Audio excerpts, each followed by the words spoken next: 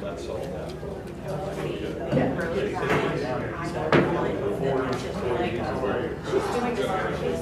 You know what I mean? So that's kind of where I'm at. It's like I want to do it in a different way.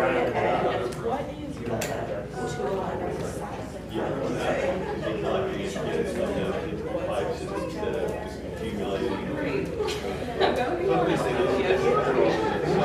I mean, honestly, our part of 5 points, my part is actually the test for this because it is flat. There's plenty of ways to move ways.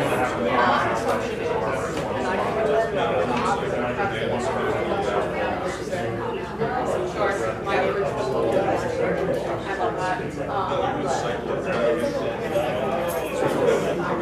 Very. Yeah, I'm gonna have all of 5 for arrangements at a time. You're only gonna get to pick out of 5 things.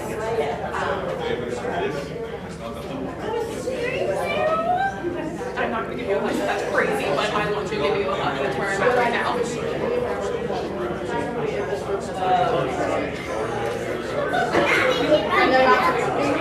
You just literally made all of my dreams come true. I can't even tell you.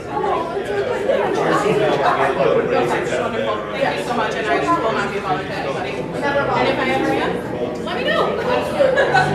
And if you want to take that even more, in the very back there is like the ordinances of overlaying East Goshen and just like the rules that they have. They're simple rules, but I just think rules are important. You know? Yeah. So thank you so much.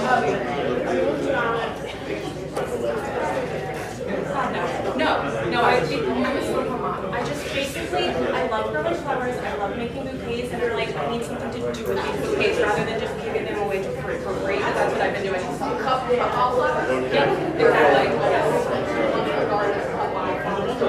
Stop by and I will show you my garden and I will help you out with all of it. Perfect. I don't have a great job. I do. That's perfect. Oh, I really, really appreciate it. I can't even tell you. I love my friends here and everything to be able to be like, we support her. I'm like, that's a family too. Like my family. We love this. Yeah, we're friends. So those are my neighbors that support me. And everybody lives right around us and so the other day.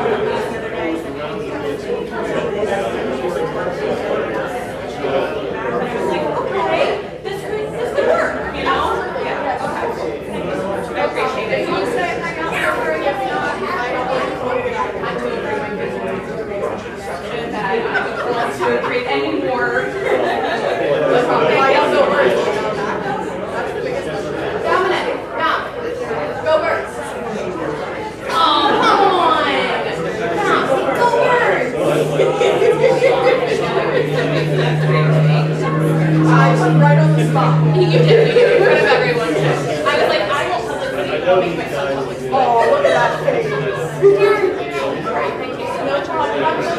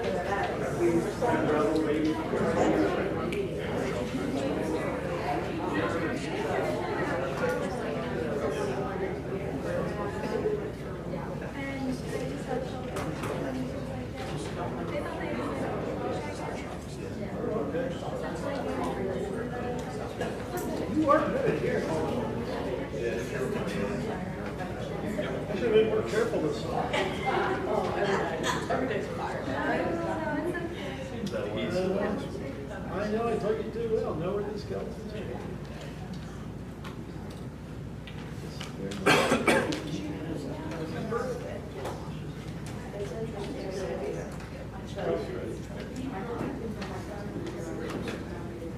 Well, good evening, everybody. Welcome to the West Goshen Township Board of Supervisors meeting for Tuesday, August the 6th to 18th.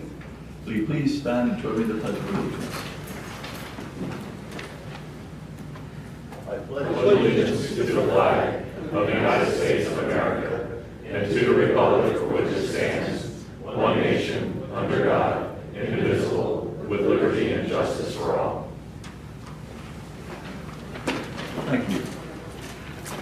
Please be aware this meeting is being live streamed on YouTube, and the meeting may also be audio or video recorded by persons present in the room. Our first item of business is the opportunity for public comment. Is there anybody here who has a public comment about something that is not on the agenda tonight? Right?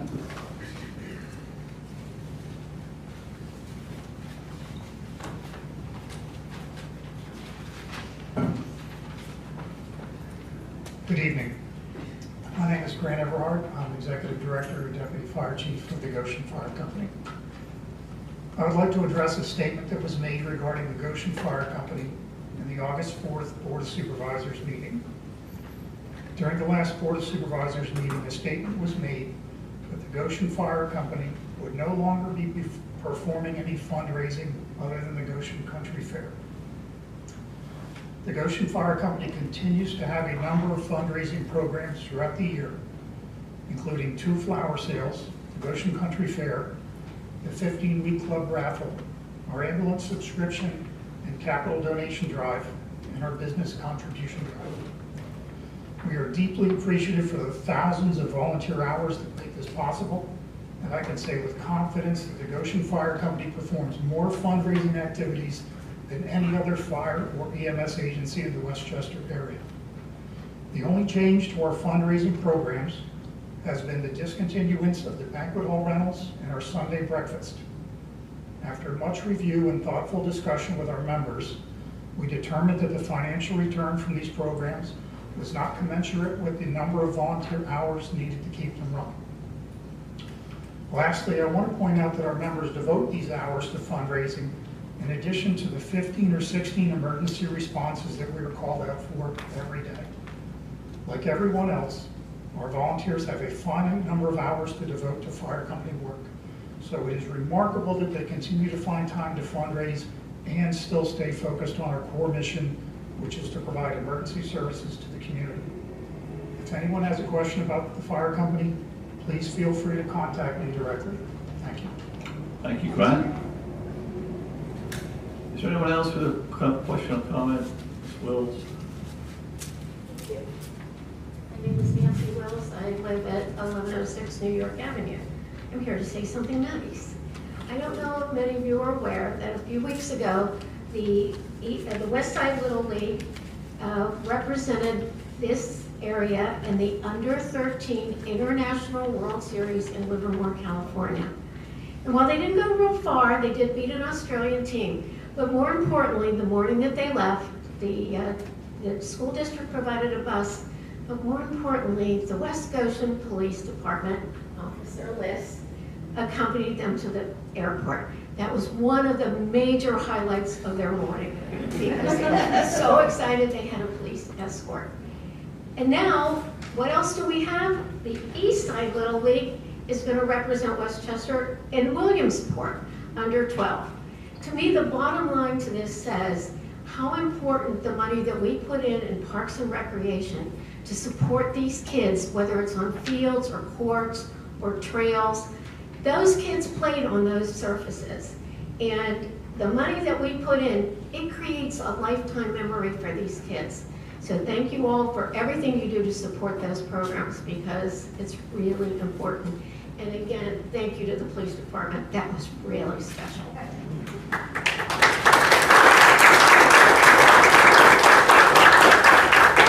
Thank you, Nancy. Anyone else? Margie?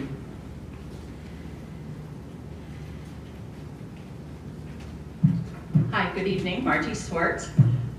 Tonight I brought with me a newsletter from 2018. I went away for a wonderful weekend and came home and opened a cabinet, and this was sitting on top, and I thought, well, there must be a reason. I just pulled it out of the cupboard today, so I decided I'd come tonight and just ask a few questions about it. But on the front page, spring 2018, the board told residents that it had approved a neighborhood improvement district for the development we all know as Greystone. Then on page 4, the entire page is dedicated and it explains exactly what residents were supposed to receive in return. Under the heading, what are the benefits to the township? Residents were told that public improvements were required prior, with prior being a boldface type, to the building of the 500, and at that time it was 598 homes. Those improvements included Aram Avenue, the arterial road, many other intersection improvements, water, sewer, pump station. Most importantly, at least to someone who's not living there but has been anticipating it, the open space improvements, the dam repairs, and wetland mitigation. In addition, not included in the newsletter was $1 million was to be provided to West Goshen Township, to the township for its restricted parks account. To date, the township has not received that money. The estimated cost of these public improvements was $23.3 million.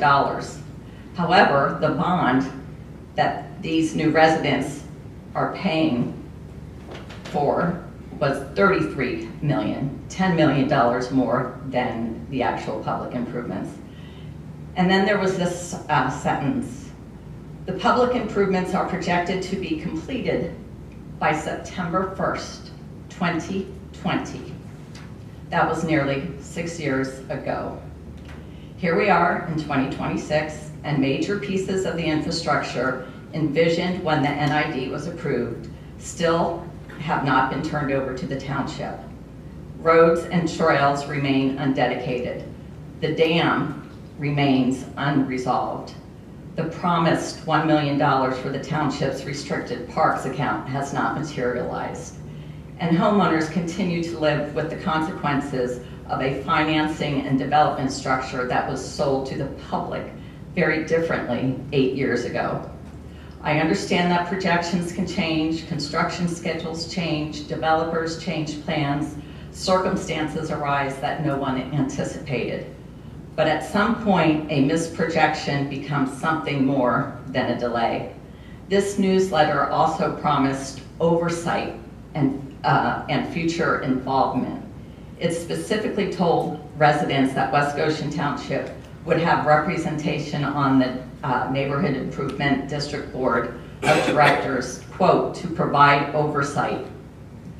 So I think it is entirely reasonable, 8 years later, to ask the board to account for that oversight. What happened to the improvements West Goshen told its residents would be completed by September 2020? Which of those promised improvements have actually been completed and accepted by the township? Which ones remain outstanding? What happened to the promised $1 million for the restricted park account? Who is responsible for completing these obligations? And most importantly, what is the plan and the deadline for finally finishing what was promised?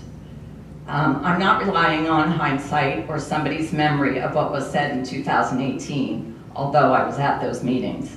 I'm relying on West Goshen Township's own newsletter. The township made these promises in writing. 8 years later, I think the public deserves an equally clear written accounting of where each one stands today. Thank you. Thank you, Margie. So I'm going to respond to you briefly. I mean, Chris can weigh in a little bit on some of the other issues you raised. I think the framing is wrong. This was a development project of a large scale, probably the largest the township has ever had. The expectations were set in a newsletter in spring of 2018. Certainly precedes anyone on this board. It is just a newsletter. It's an article written by someone who saw what the promise was for this development. COVID came along and delayed all the construction work. The improvements you mentioned, most of them, in fact, I would say 90% are done, right? So Aram Avenue is constructed, it may still be a private road, but it's constructed. The intersections on Pottstown Pike, Felixville Pike, all those improvements are complete. The park is well on the way. We've already given them a punch list. And this particular board said we won't accept dedication of the park until the home construction is complete, because we did not want to be the owner of a road that was being constantly damaged by heavy construction traffic that was still going on. So it made sense to protect the taxpayer money by waiting until the construction was complete. We're at that point. I haven't had any conversation myself recently with the developer. Maybe Chris has, but I would expect that the park will be dedicated, if not this year, shortly thereafter. So we're almost there. I know you use the park anyway. No one's been arrested for using the park as a private property, as far as I'm aware. So I think your framing is disingenuous, to say the least. Chris, do you have anything to add? The only thing I would add to that is, the township does have representation on the mid-management board. Myself, Mr. Walsh, and Mr. Wallman all participate in that board. I think we meet once a year, I believe. The management boards will always basically make sure that there was a fair accounting of the charges that were paid for by all the new residents of the NID monies that were required, so that anyone else in the township was not picking up that burden. And also identify if there are any delinquencies that need to be followed up by the township. The board is now at the point where basically the HOA is taking over the oversight of the infrastructure and the development that was completed as was anticipated. So. We've also done punch lists of the dam, and there are items that need to be addressed with the 3 dams that are in the development. And I know there were issues communicating with DEP, so that's beyond the township's control. And to the $1 million that you referenced, the township is still under the obligation to receive that money. The developer is obligated in which to give that money to us, and that will be transferred at the time of dedication. Good, that's And good to hear. And it was not entirely $1 million in cash. It was $833,000 or $832,000 in cash, and then the remainder was in equipment. But the board has made the decision that we would rather take the cash to purchase the equipment because those numbers are outdated. Yeah. I was over and walked the trails about 3 weeks ago, and they're quite overgrown and lots of washout. Who's maintaining the trail system currently? They're supposed to be maintained by the property owner or the developer, whoever is the legal owner of the property is supposed to be maintaining them, but they're not publicly dedicated. Okay, and then one last question. I never understood how the 3 lakes, or the 2 lakes and the dry dam, how can a township or a government expect a homeowners association to be responsible for the expense of maintaining it when those 3 water bodies are within the 163 acres that the township is going to take dedication to? There are various easements that are recorded as part of the plans. Okay, thank Great. you. Thank you Anyone very else much. with a public comment? Yes, sir. If you don't mind stating your name, please. Mark Harris, 1611 Honeysuckle Court. I came to talk about the proposed aqua drawdown and drainage of the Fernhill Lake Reservoir.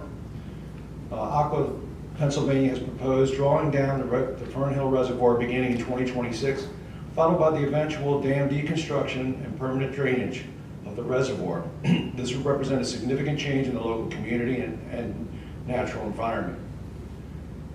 We respectfully request the township address the following questions. Aqua Westchester Borough legal issue. Has Aqua resolved its legal issue with Westchester Borough concerning the borough's right of first refusal for the Fernhill Reservoir property?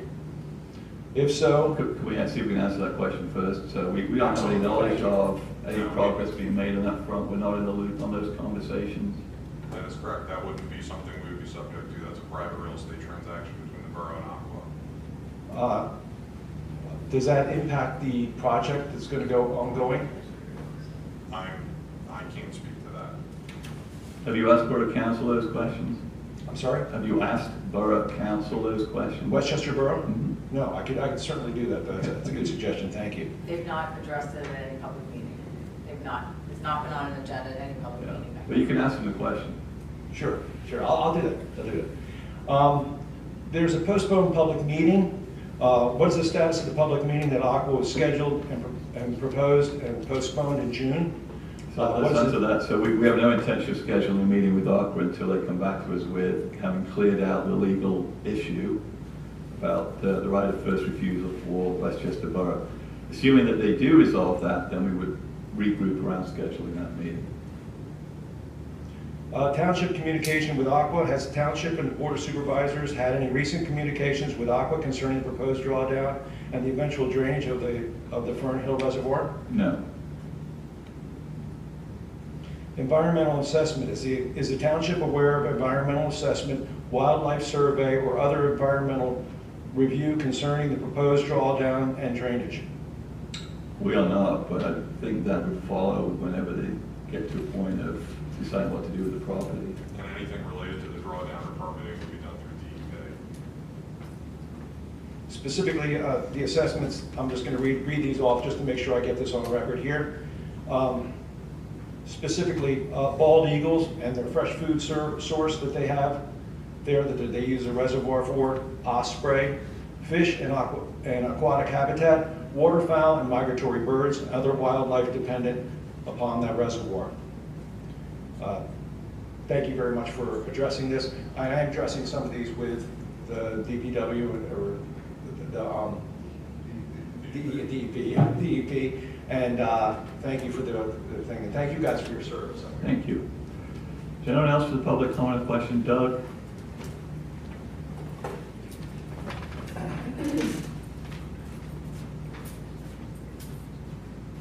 Good evening, Doug White, West Goshen. I have two things. If I know I've mentioned this before, but if the board could just please keep on top of at the Greystone along Goshen Drive, above the retaining wall, the landscape plan is still not done. And some of the homeowners have installed their own trees. That proposed landscape plan is on the plans, it's all approved, it's not done, not even started. I'm sorry, what specific street are you talking about? Gershwin, Gershwin. on the strip of ground above the retaining wall that is there, and in other areas, it's not necessarily the restricted buffer. It's east of that. There's a whole plan, and it's okay. Just a request to stay on top of that, and also, if the board could consider. I don't like to use the word banning, but disallowing clear cutting in future developments. That was talked about in our comp plan task force 6 years ago, but going forward, I'm just really getting tired of our forest being just torn down, and it's certainly possible to have developments done in the woods, minimal grading, and if there could be best practices developed about how many mature trees they have to leave. That ever since Cherokee was done, that change was just too much for me to take sometimes. But just to consider in our soil erosion going forward, disallowing clear cutting. Thank you. Thank you, Doug. Is there anyone else for the public comment? Stephen.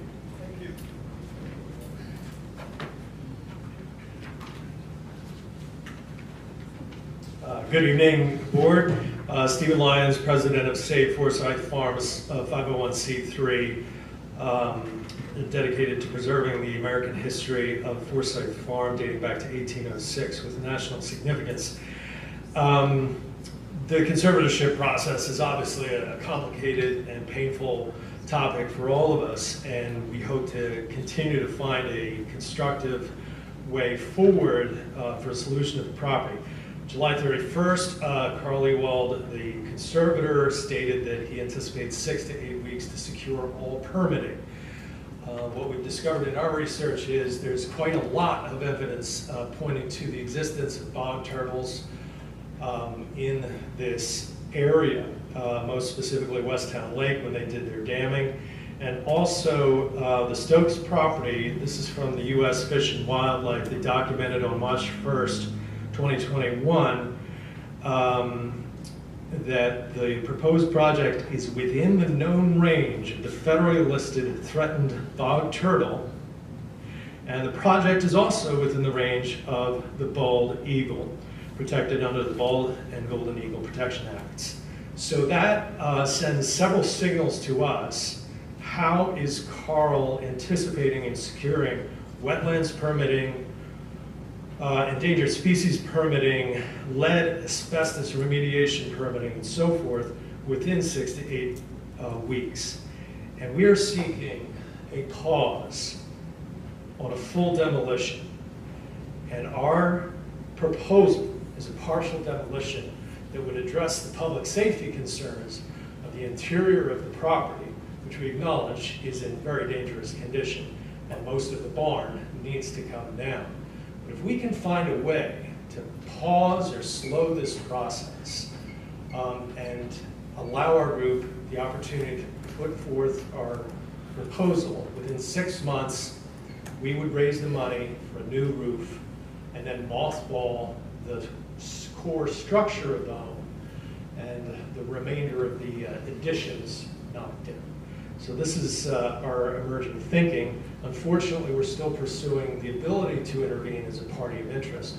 So one question we did have for Township is for consideration, if you have the ability to ask the court for a pause on full demolition as we extend our proposal.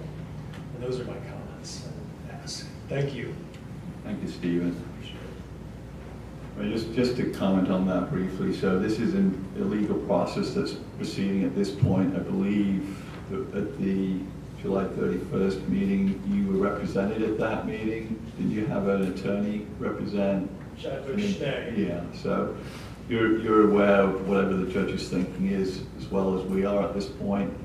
So I don't know if your motion to intervene has been further considered by him, or any motion to pause seeking a permit is being considered, but we have not actively supported anything other than the original process that we went through with the conservatorship and the options that were presented to Judge Fairway, and he made his decision. And Judge Fairway is noted as being very pro-development, unfortunately. And we do, under Article 1, Section 27, as a community, have a right to be parties to the discussions relative to historic preservation and environment. And our ask was if Township has the capability to ask Judge for a pause on full demolition. We have remained neutral on all interventions with the judge, made by yourself, your party, say Forsyth Farms, or Mr. Kravitz. Okay. Any other questions or public comments? Okay, we will move on to agenda item number 4, which is discussion regarding applications before the zoning hearing board. There's 2 listed on the agenda, I believe, but in actual fact, 1 was withdrawn. So we're only going to be considering 1 application this evening. So Chris or Shelby, over to you. I know we have representatives here for that application. I'll go ahead and introduce. I do want to clarify for the record, the application number 9-2026 for 501 South 5 Points has not withdrawn. However, they have requested a continuance. That's what I should have said. Thank you. So they are looking to, they're regrouping after their planning commission presentation the other week, and will have hopes to present before the board in September, and then move forward with their zoning hearing board application. In regards to the application before the board tonight, is application number 8-2026 for the Westchester Area School District. The school district is seeking relief from section 8454F of the zoning ordinance in order to permit construction of a sidewalk within prohibitive steep slopes, as well as a variance from section 8457 10F1 and 10F2 to not construct the sidewalk or fence along Burke Road, as there's an existing fence and mature row of trees. For clarification, 1314 Burke Road is the E.N. Pierce Middle School. At their Planning Commission meeting on August 11, 2026, the Planning Commission voted 7-1 to remain neutral on the application, and this application is scheduled to go before the Zoning Hearing Board in 2 weeks at their August 31st meeting. Amanda Sundquist and the school district are here to answer any questions that the board may have. Thank you, Shelby. Amanda, do you want to say a few words? Sure.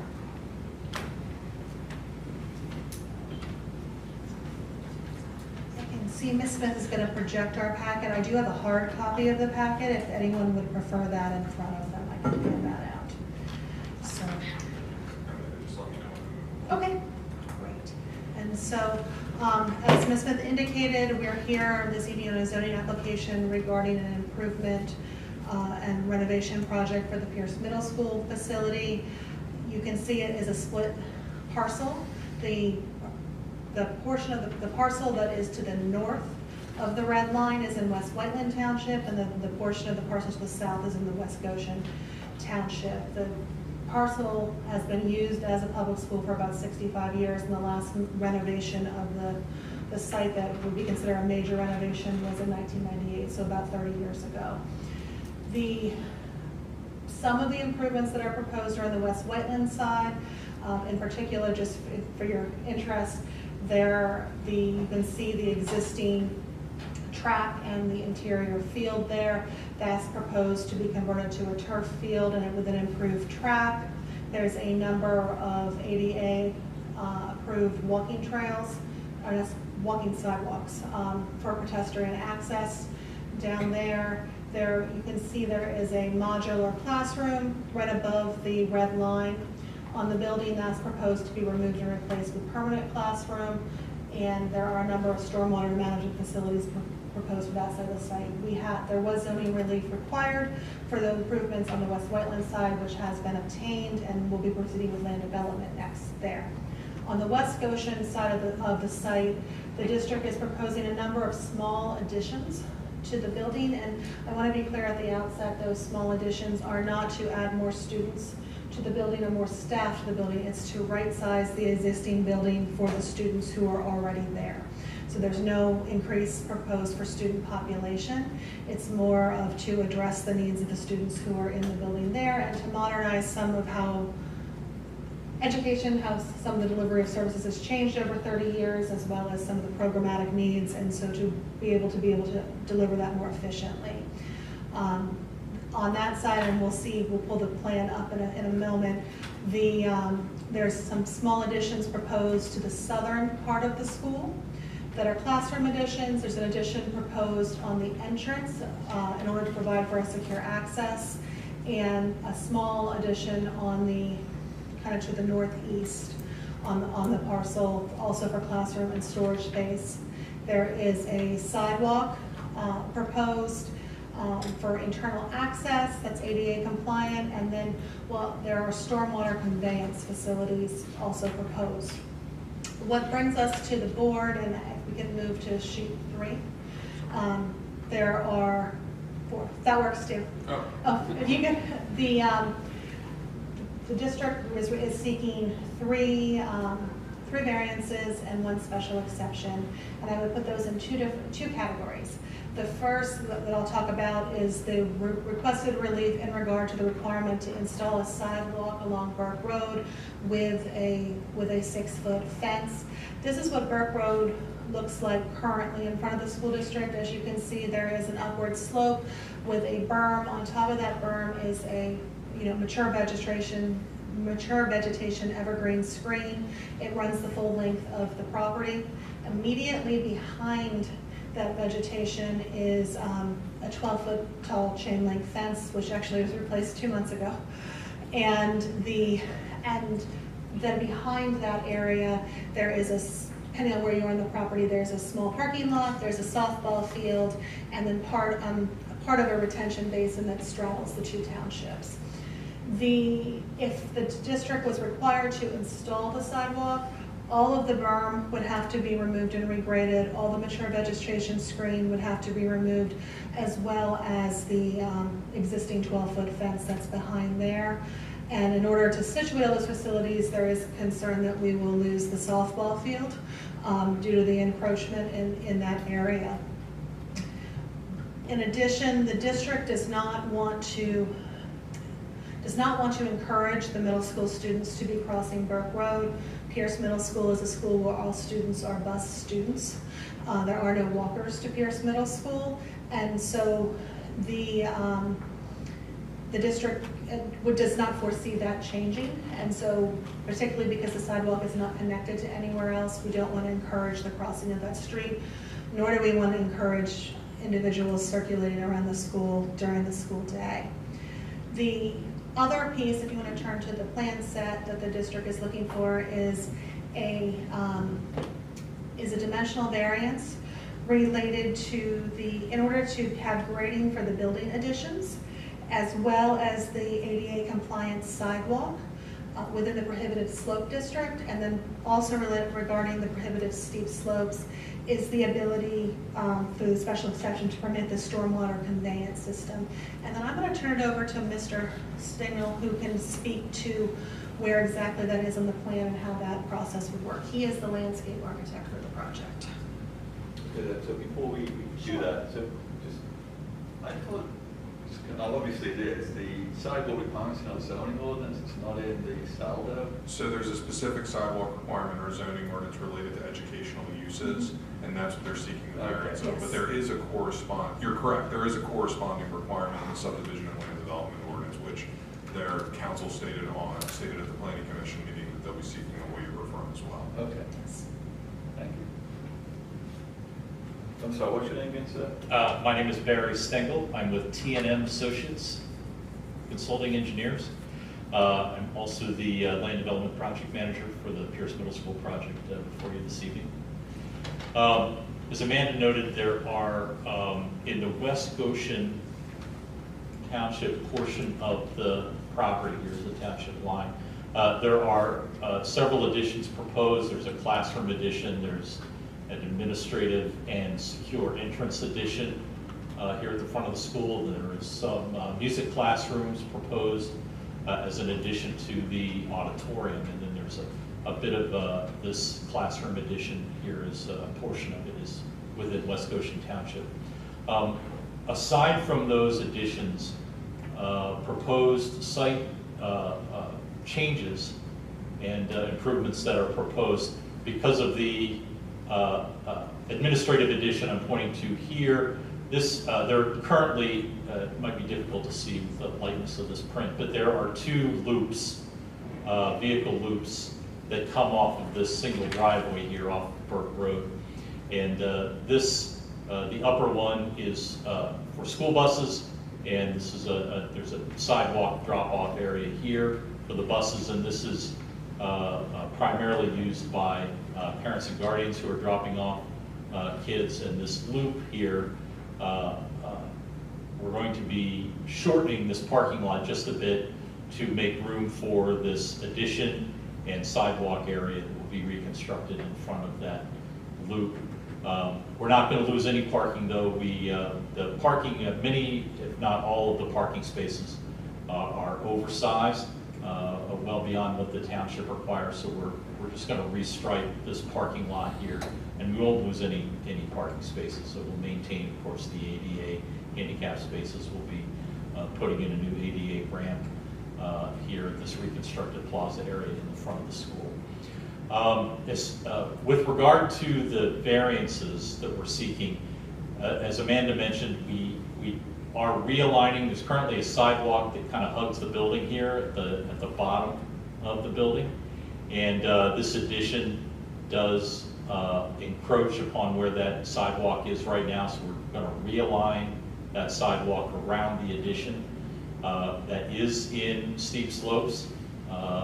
Man-made though they are regulated, and so we do seek a variance to allow that sidewalk to be constructed in those prohibitive slopes, and the subsequent grading that will be needed within that area to accommodate the addition and the sidewalk realignment. We're also going to be running. Well, let me preface this by saying there's stormwater conveyance and there's stormwater management, both proposed for the improvements here to accommodate the additional disturbance and impervious surface that's being proposed. All of the new stormwater management facilities will be located on the West Whiteland side of the project. As Amanda mentioned, there's going to be a synthetic turf football field here to replace the natural turf. There's kind of there's a gravel track currently around that football field that'll be replaced with a synthetic track. There will be, we've done the geotechnical testing needed to determine how we're going to address stormwater. It will be a combination of infiltration and extended detention, but it will all be underground underneath the football field here in West Whiteland Township. However, because we are of course introducing new impervious surface in West Goshen Township, there will be a trunk line, if you will, for stormwater conveyance that will pick up the roof drains from these additions, and it will convey it down the east side of the building. Across the south side of the building is the steep slopes I mentioned are located here, where we do need to run that stormwater conveyance, and then it will cross the township line, and then it will enter into the management system that's being proposed underneath the turf fields. There also, in addition to this sidewalk realignment, we're going to be connecting it with, on the West Whiteland side, we're going to create an ADA compliant sidewalk that gets folks from the kind of the high end of the site up here by the building. This grayed out slope area here are steep slopes that exist in West Whiteland Township. We're going to be providing an ADA compliant sidewalk that traverses those slopes and gets kids and anyone else down here to use the fields or spectate down to the bleacher area. We'll be replacing the existing bleachers that are down here too. But we're also going to be running an ADA compliant sidewalk on the West Goshen side in order for folks who do park on this side of the school and walk towards the fields. There will be a ADA compliant access through there. There will be some slope disturbance associated with that. So that is primarily the improvements that are proposed for West Goshen. We're not proposing any changes to this parking lot down here, or the playing field that exists up here along Park Road, or this existing stormwater management facility, or this existing stormwater management facility for that matter over here at West Whiteland. It's really the stormwater management will occur wholly within this field area, and then the conveyance from West Goshen over to West Whiteland to get the stormwater there. Thank you. Here, I also have members of the district's facilities team over here if you have any questions regarding the proposed zoning relief. Okay.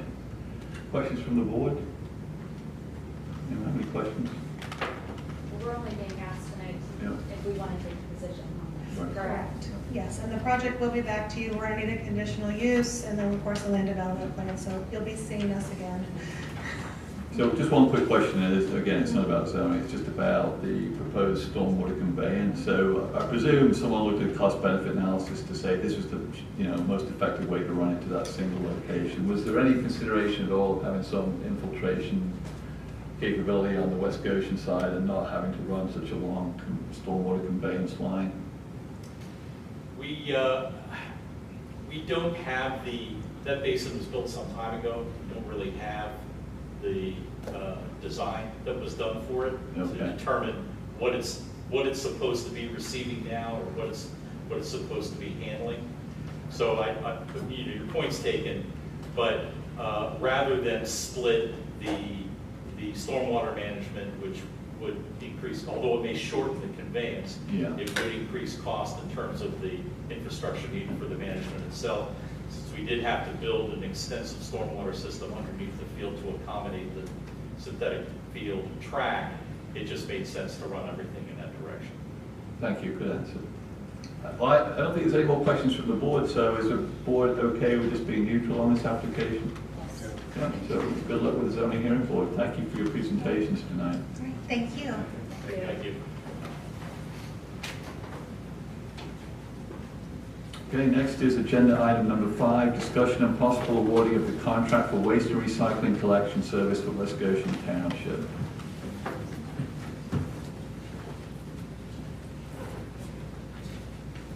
Chris.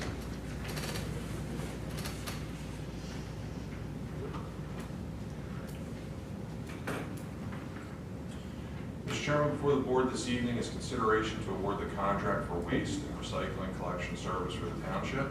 The current contract is held by Republic Services and will expire on December 31st.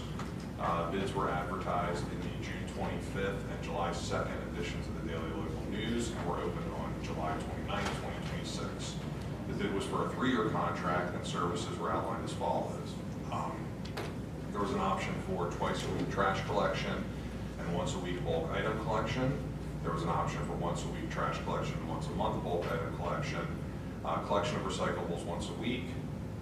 Collection of trash and recycling at the SEPTA bus stations in the township, and an alternate bid for roadside litter collection. The bids for trash also included the collection of yard and leaf waste, as well as Christmas trees. There were 2 bids received, and the apparent low bidder is Republic Services, and I provided a bid tabulation and information on the yearly costs that were outlined in the bid proposals. And I've also, and I did do an analysis comparing them. We'll just kind of go over some high-level numbers. The low bid amount represents a 9.6% increase compared to the current cost for trash and bulk item collection.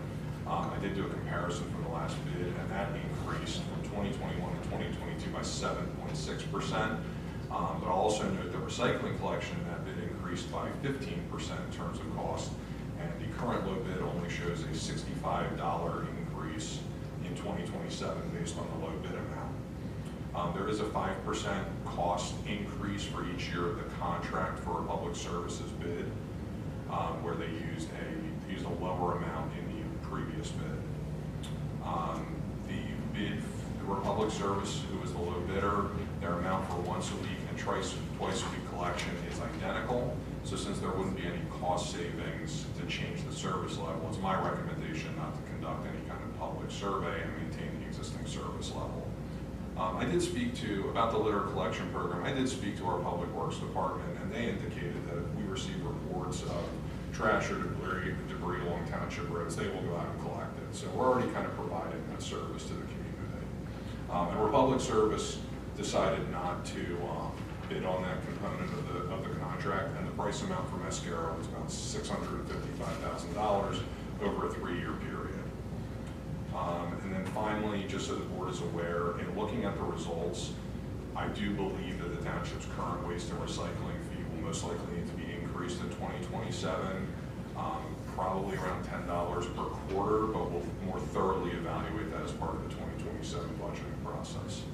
So with all of that, it is my recommendation that the board award a 3-year contract for waste and recycling collection services to Republic Services based on their bid dated July 20th, 2026. Thank you, Chris. Questions from the board? Question?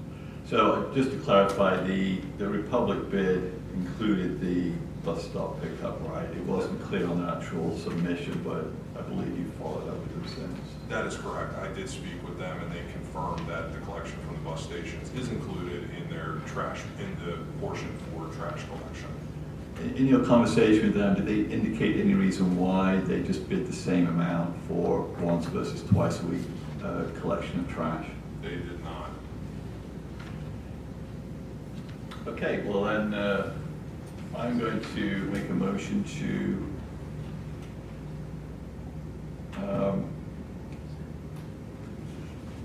let's see. I have a quick question. Okay, go ahead. So is any information provided about like the reasoning behind the 5% increase each year? They did not provide any information. I'm assuming they're going along the general CPI, which is, for this region was about 4.4%. So I think that's why. Even though Mascara was. About 3. There was 1.6 the first year and then 3.3 the remaining 3 It was years. kind of spreading out. Yeah. No, they didn't offer any kind of an explanation for it. Mascara's bid was Substantially higher than Republic's. Which I'll address that real quick. That is not, from looking back at the past bid results, the gap is not unusual. And there was only once a week delivery with Mascara. No, they bid on everything. They bid on twice. Twice a week. It was essentially twice as expensive, double the price. Double the price, right? A little bit less, 7 million versus 12 million.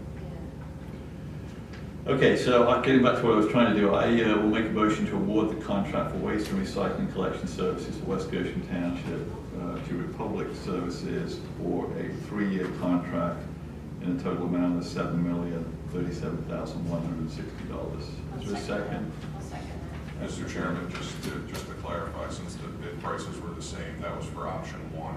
Yes. Yes.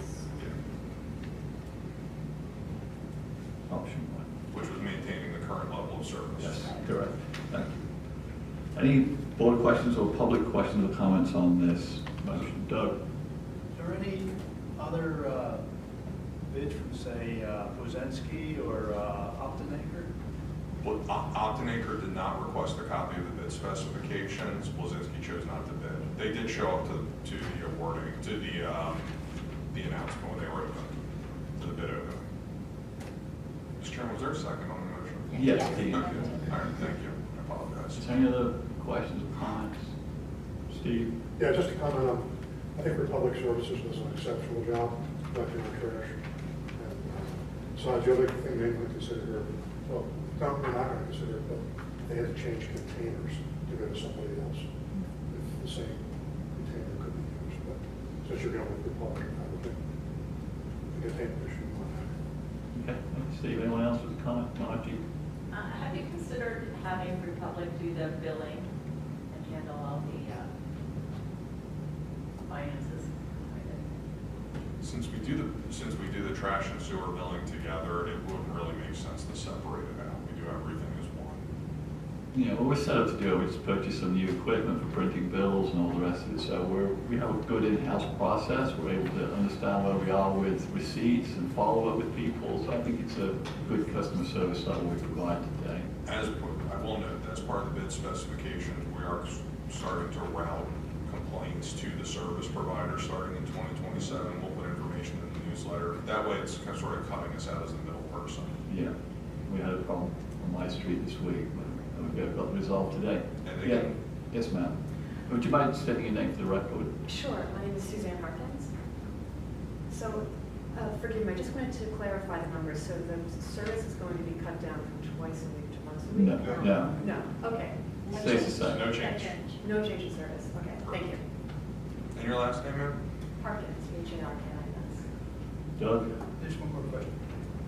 The increases, are these increases a lot steeper more recently, let's say in the past 6 to 7 years?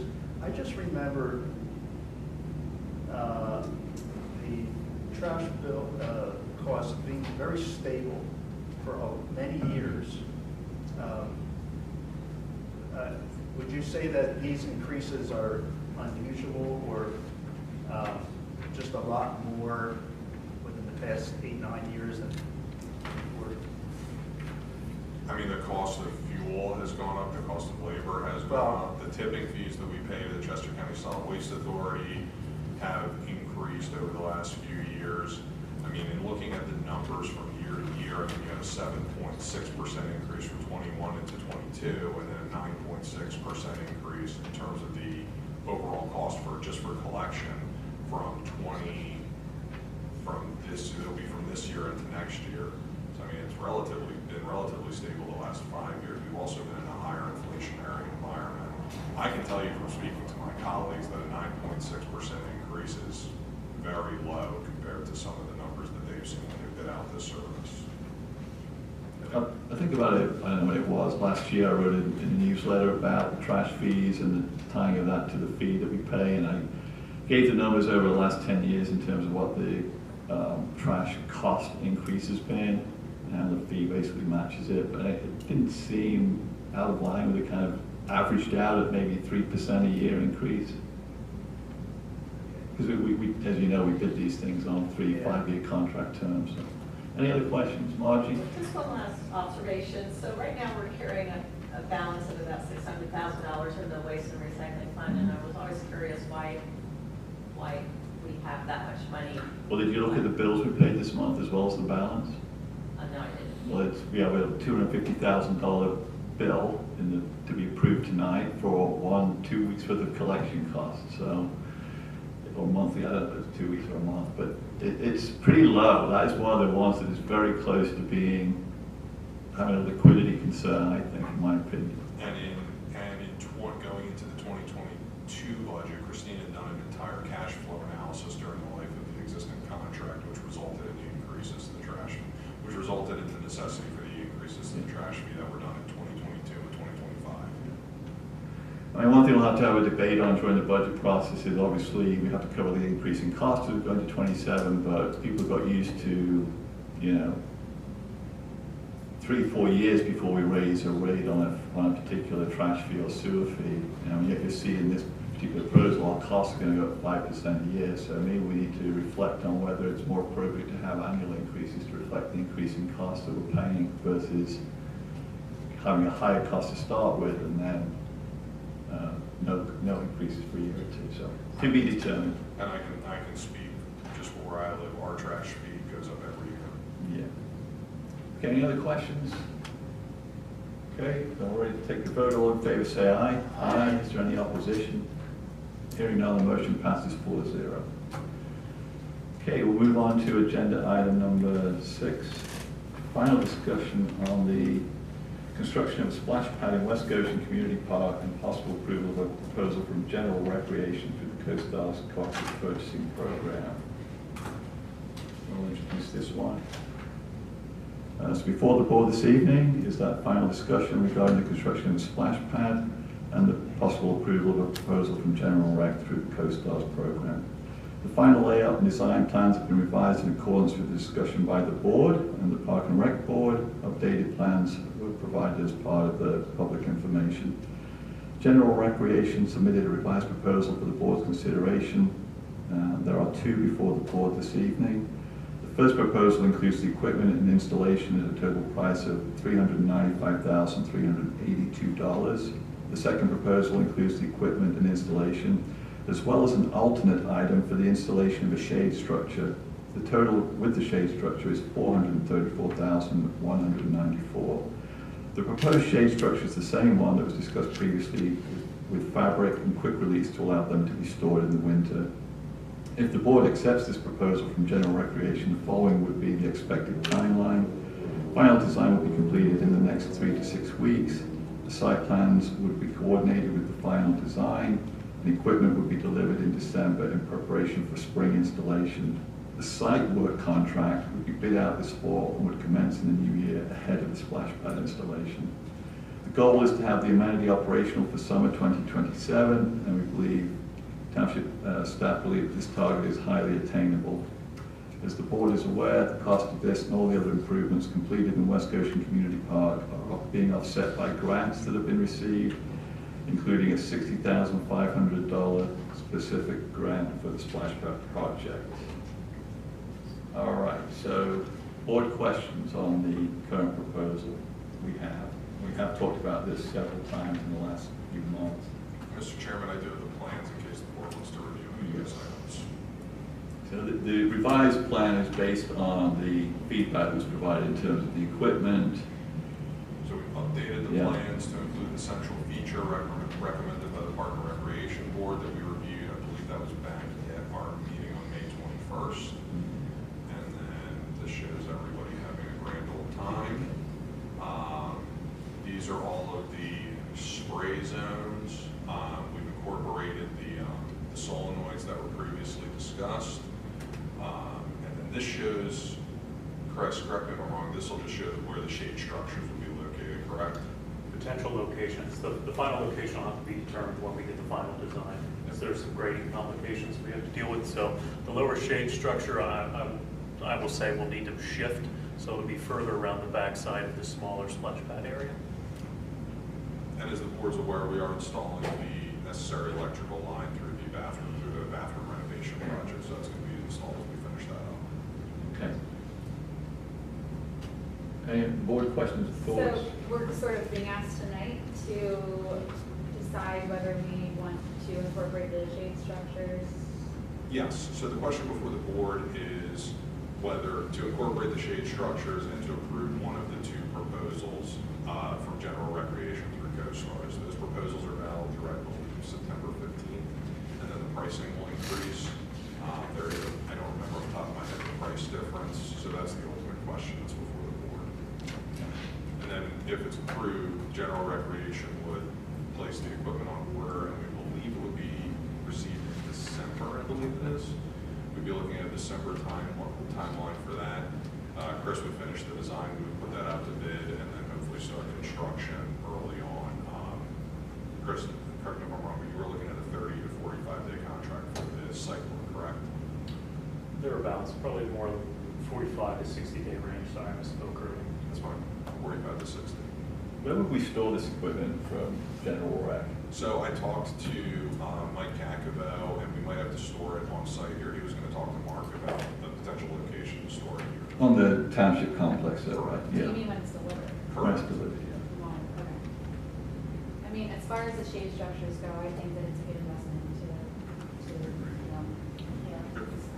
I guess when I looked at that rendition, I was expecting something a little more, So was I. something bigger. So was I. I thought it was gonna be over the splash pad itself. Like on single solar? Yeah, some of the examples we saw was the, like over the pad itself. Same thing, but over the pad, I mean, because that's where you're gonna be playing most of your time. You're not gonna be in the corner of any of the corners. The parents will, so it'd be good shape for I the think it's for parents. the parents. Yeah. But the children aren't gonna have any shade whatsoever. They could be out there for an hour or so. But in the pool, kids don't have shade either. No, You're getting soaked too much. I think that, I mean, I like the location of the structures. I think that you kind of have one in each area. Chris, do you have any details on the dimensions of these things? I know a rendition doesn't always represent what they truly are. Yes, it was in the quote, and I believe they're 10 by 10. Let me just confirm It's that not for very you. big. It's a 10-foot by 10-foot cantilever fabric shade structure with quick releases, so the fabric does come off at winter time. Okay, so the fabric comes down, comes Will stored away. come down in the winter time. Or if you have inclement weather too, I think it's recommended you take these down, so heavy winds are a concern. But other than But that, they do have quick releases. do they have a good lifespan, like, as far as use? I haven't been provided an estimate on the lifespan. Can we, I mean, my preference, having looked at that and hearing that they're only 10 by 10, would just say, can we get it going and see what we really need and Yeah. what's necessary, and think about a different approach for the shade than using General Rec. Now, we're looking at $35,000 for those 3 10 by 10s, which doesn't sound good value. I disagree. I think that they're professionals and they've probably built a lot of these structures and have seen them in use. We've been putting this ticked off for a really long time and we get bogged down and thinks about everything. $38,000 is a lot of money, but I guarantee you those benches and those shade structures will be occupied 100% of the time. Does it have a bench for I this? was gonna say, is there benches under there? Two benches, yeah. I was gonna ask that question.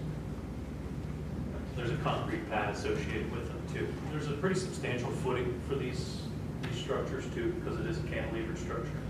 So there's quite a bit of concrete under the ground. Okay. So that price includes that whole concrete pad, the footings? That's correct. Benches. Okay, that's a little different. Yeah. Nate, what are your thoughts? So I think we should go with it. Yeah, I do too. You can't have that without shade. There's no way.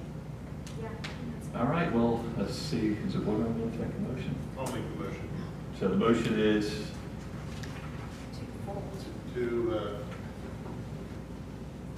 to go ahead with the second proposal, which includes the shade structure. in the amount of $434,194? Yes. Okay, thank you, Nate. Is there a second? Thank you. Any public comments or questions about the proposed way forward? Doug? I had two questions. Doug, I sometimes have trouble hearing you. Would you mind coming up to the microphone? Would you all kindly use your microphones too when you speak, if I have trouble hearing from now? Feel free to remind us. Okay, good evening, Doug White, West Goshen. What's the total cost to the taxpayers for all this? The $494,000? Yeah, we have this piece for the actual installation of the splash pads themselves, and then we have the site work, and then it's all offset by the $500,000 of grant money we have. Well, you just have to keep in mind, that was for all of the improvements in That's the community true. parks, except for the $60,500, that was Which is specific to this. Yeah. So the total, if I'm remembering correctly, the total estimate when we first started on this endeavor for everything was roughly 1.2 million. Including the community, the bathroom, Correct. the basketball court overhaul, the tennis court drainage. Yeah. That was all. Okay. Correct. Now, admittedly, some of those bids came in higher than originally estimated. I haven't gone back and done a full accounting of where that is, but it is offset by grant funding. So for the splash pad itself, what's the number for the splash pad project itself? Chris, what's the estimate for the site work, do you know? We're just looking for that. It hasn't been finalized, so we haven't looked at the Plus, estimate we in quite a have few bid, years. so, Yeah. What was it, like 300? Thereabouts. I expect it to be cheaper. 262? So 262 says 700 for the splash pad, but it gets to offset with a proportion of the 450,000 plus the 60,000. So it's hard to say exactly what the specific cost is. We got the grants for the 450 by having it all bundled as one package as the 1.2 million investment. So you're saying total everything with prior costs and everything, installation, all the equipment, maybe the cost of the taxpayers, 300,000 to 400,000.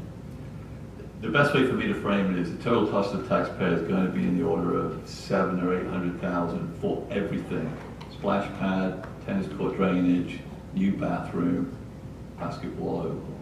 Okay. Also, conceptually, did the Park and Rec Board actually vote to recommend this project? Yes. Yes, they did. Okay. They've been well aware of this. Okay, and they voted and recommended it. Yes. And we took their recommendations as far as Yeah. the splash pad is concerned. We had some input to the final design. Okay, thank you. Okay. Margie? I put this up last time when we discussed this, on that installation total of the 262. There's 14 line items, and they're all left blank, so we just have one total, and I really would have liked to have seen what they're charging us for, provide and install electric. But when you go out to bid, Chris, you expect them to complete the bids by those line items you list? We're talking about the site work, right? Yeah. Right. So I can give you the line items. So there is. Just the question really is, are we going to see the breakdown by when they provide their bids? Certainly. Yeah. So when we do the actual bidding for it, this is just an estimate. So when we bid the product, bid the work, we'll see the breakdown of the cost. Well, with the companies that are bidding, do they see these totals? Actually, I think what Ms. Swart is referring to, there is an installation total for general recreation, so we'll bid out the site work. And then general recreation is going to complete the actual installation, so their lump sum cost for those 14 categories is $262,000. Okay, so that's a little different. I thought you meant the site work. Sorry, Angie. Chris, you have any other comment on that? Lump sum versus a breakdown versus the individual components? I mean, they've just provided, they've just listed the line items, but we don't have individual costs for each one of those. I don't know what else to say. I mean, I do have a breakdown for the site work stuff, but I can't speak to what the individual costs on General Rec's proposal are. Okay. Anyone else with a question? Okay, then we'll take a vote. All in favor say aye. Aye. Is there any opposition? Hearing none, the motion passes 4-0. Agenda item number 7 is an update on the Paoli Pike sidewalk project. Chris, you have you down to introduce this one? Well, actually, I'll introduce it while you're pulling that up. So before the board this evening is an updated plan for the Paoli Pike sidewalk project. At the July 21st meeting, the board discussed this project and feedback received from the PA Department of Transportation, PennDOT. During the meeting with PennDOT, they expressed concern with the truck traffic on Garfield Avenue and noted that needed to be addressed in any project. Carroll Engineering prepared the attached revised plan that we're going to look at. The intent this evening is to review the plan with the board prior to meeting with the property owners about the additional land needed to complete the project. Please note the following. The intersection has been realigned to accommodate the semi-trucks that currently utilize the business at the end of Garfield Avenue, which is Dewey Pile, I believe. The intersection is shifted approximately 27 feet to the east onto property currently owned by the Domestic Violence Center of Chester County. To implement this shift, the the township would need to acquire approximately 2,500 square feet of land along with temporary construction easements required for grading. The sidewalk west of Garfield Avenue was also revised to minimize impacts to existing properties. The sidewalk width was reduced to 4 feet, and full reveal curbing and concrete cheek walls were incorporated where needed. These revisions reduced the overall sidewalk footprint, avoiding impacts to the cemetery and the existing Pico utility poles, while remaining outside the existing road shoulder and maintaining the current curb line. If the board is amenable to this plan as it's presented tonight, we would then coordinate meetings with the property owners and then subsequently meet with PennDOT regarding the revision.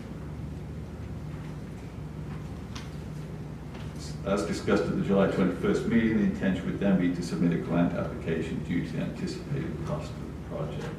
So Chris, let's get into the design a little bit here. Sure. So we looked at the largest truck that we see coming from Dewey Pile, which is a WB67. So that's what we've modeled here in the truck turning.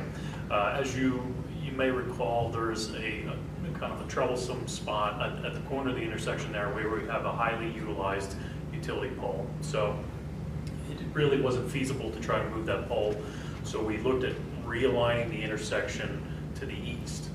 So that's what you're seeing here is the movement that is required for that truck to safely make that turn. What limits the truck is there's a median in the center of the road there, and then also the existing features that I just discussed, both the utility pole and the edge of roadway there. We've incorporated a large hatched area to designate, basically provide the room required for that truck to make the turn, but left it a hatched and asphaltic surface. So the red area you're seeing here is what we're really talking about in terms of widening the intersection. You can see we've had to shift the roadway over into that red area. You can sort of see the curb line that we've provided. So vehicles that are making the right-hand turn there onto the secondary side street would sort of have to go into a serpentine configuration now at that intersection. But it does provide the needed movement for that particular truck. So at its widest point, that easement area, or I'm sorry, the right-of-way area that's needed is roughly 30 feet wide, closest to the main roadway there, and then it tapers back as the roadway skews back into its normal alignment. So I'll be happy to answer any questions relative to that new configuration of the intersection. So that little circle there is where that utility pole still remains on the corner of the intersection. Correct. Yeah, you'll see the retaining wall just in front of it. That'll Right there, yeah. butt it, and then that's the utility pole there. And then there's another one here where the sidewalk does a little bit of a shift. Correct. On the right-hand side there. Yep. So we're planning on just going around that one, and it resulted in a little bit extra right-of-way in that particular area to accommodate the shift. And then there's still an infiltration basin there, is that what it's shown? Yeah, you can see that in the stone hatching area there. That's going to be an underground system right there that ties into an existing inlet, which will now be in the striped median. You can sort of see a rectangle in the median area. That's where that would tie into. Okay. So this redesign addresses the whole issue of the utility poles and the truck turning, which were two big issues that arose as part of the initial work that we were doing on this, and in particular the PennDOT's concern about the intersection design, correct? Yeah, we think it checks all the boxes of what we discussed at that meeting, so I think it's a viable sketch plan to take to them again. Okay. So when you say that the township would need to acquire 2,500 square feet of the property right there, what do you mean by acquire? Does it mean actually you take ownership of it, or is it just that we would need an easement, or what do you mean by that? It would become township right of way. It would become, okay. And how would we go about doing that? So there would be a deed of dedication of additional right-of-way that would come to the township, and then we would deed that over to PennDOT, since it's ultimately PennDOT's right-of-way. Is there a cost associated with that? You have to negotiate with the property owner to acquire that land, and they would be entitled to the compensation for the value of the land, so you'd have to have an appraisal. But it would ultimately belong to PennDOT. Go to the township first, and then the township to PennDOT. Correct. Where is the domestic violence center? Like, how far is it set back from the edge of here? Is there a lot of space right there? Or? Yeah, there is. The actual entrance to the property is further down Garfield. That's right. It's kind of Yeah. It's across the street. Okay. Just gonna try to bring up an aerial real quick. Yeah. Chris, what about trucks exiting Garfield? You mean Traveling on to Paoli Cutting? traveling west on Paoli? Right. Yeah, that's what we were concerned with here. So that's the truck turning movement that you're seeing here. Or are you asking for trucks leaving Paoli going on? Okay. Yeah. With the striped median, we've also looked at that truck turning template and it does work. Okay. It's an easier, certainly an easier movement though. So, public thoughts, we've had a couple of meetings where we've discussed this previously, and Steve, you have some comments? Yeah, first of all, I think it's very creative, Carroll Engineering come up with this idea, because it does eliminate some potential problems. And I guess my first, maybe you've already discussed this, but the right of way on Garfield, how far over does that go for us? I mean, how wide? Currently, it's a 45-foot right-of-way, so it's about 30 feet shy of what we need to make this intersection improvement happen. So we still need to come into that, and it's an empty property there, so we still need to come into that 15 feet or? No, about 30 feet. 30 feet into it? 30 feet. Chris, can you zoom in a little bit more? Certainly. So this is, that's as far as I can Okay. go. So this is, You shuffle it up a bit so we see the intersection. The other way. This There you way? go, yeah, there you go. all right, so this is the area, this is the property where additional right of way would be needed in this, like in this general area. Correct. Yep. Yeah. So this is, here's Garfield, here's Bailey Pike, so this is the area where the additional right of way would be needed, and then here is the entrance to their property. Who owns that property now? Or is it being used? This here, Yeah. I believe all 4 of these parcels are owned by them. Owned by who? They are. The domestic violence center. Yes. Something else we may be able to offer the domestic violence center is to include a sidewalk down to where their entrance is, and connect that up with the new sidewalk. Is there a That would give their residents a way of getting to grocery store in the town without having to walk in It's a street right now, you walk the street, and there's no sidewalk. their sidewalk in town, yeah. Steve, do you mean like down Down behind Garfield. it, sort of? Yeah, so Yeah. on Garfield, where you're gonna ask for the encroachment into their property, maybe we could also offer them a sidewalk that would include down to where their entrance is. And then it would also benefit the residents further down the street too, that they'd be able to use that. Would it have to be an entirely separate project, or is that something that we'd be able to work with? We can incorporate it as part of the overall project and brand. Which means it would go down Garfield. Yeah, that then way. down that way.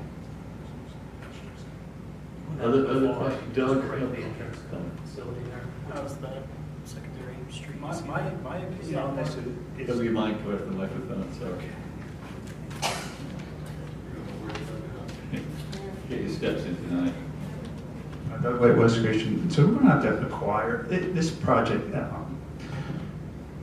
Steve, I see what you're saying, but it's too much. I would not do this project. It's with the right of way, the acquiring of the additional easement that's going to be paid for, and the possible encroachment onto that cemetery. I just don't see doing it unless are we committed to doing this? Well, this goes back to the whole intention of our comprehensive plan from 2019. I'm sure you participated in Right, that process. I understand. It would be great to have a walkable link between Westchester Borough and all the way up to Ideally, right. But ideally. So ideally means what do you need to do to get there? A lot of it is in place. We've worked with the West Goshen Shopping Center with some new sidewalks over that part of the property. Right. You can see right there where the sidewalk starts, just north of there. Right. So this is like one of the last major pieces of linking up the whole sidewalk. Now there's obviously ins and outs of businesses along the street, but in terms of actual walkable, not having to step into the road, this is probably the last piece. So how about from where where the Aldi is, down to Garfield and stop it. And don't go down to the Pep Boys. Well, Chris, the project has you going from Garfield down to, is that Pep Boys, the next property? You have a sidewalk installed as part of that. It's only 4 foot wide, right? But it's still would meet the goal. But why would we not do that piece when we're doing all this other reconfiguration of the intersection? It's like, right, but just do it all right once. Right, but isn't the cost?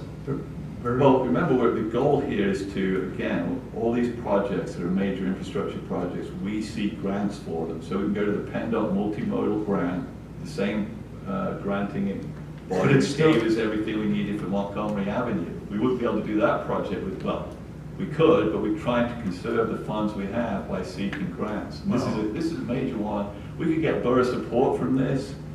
I mean, it's the kind of grant project that should be well considered, in my opinion. So why not apply for a grant? I don't know. I disagree. Okay. That's my. Thank you. Anyone else with a question?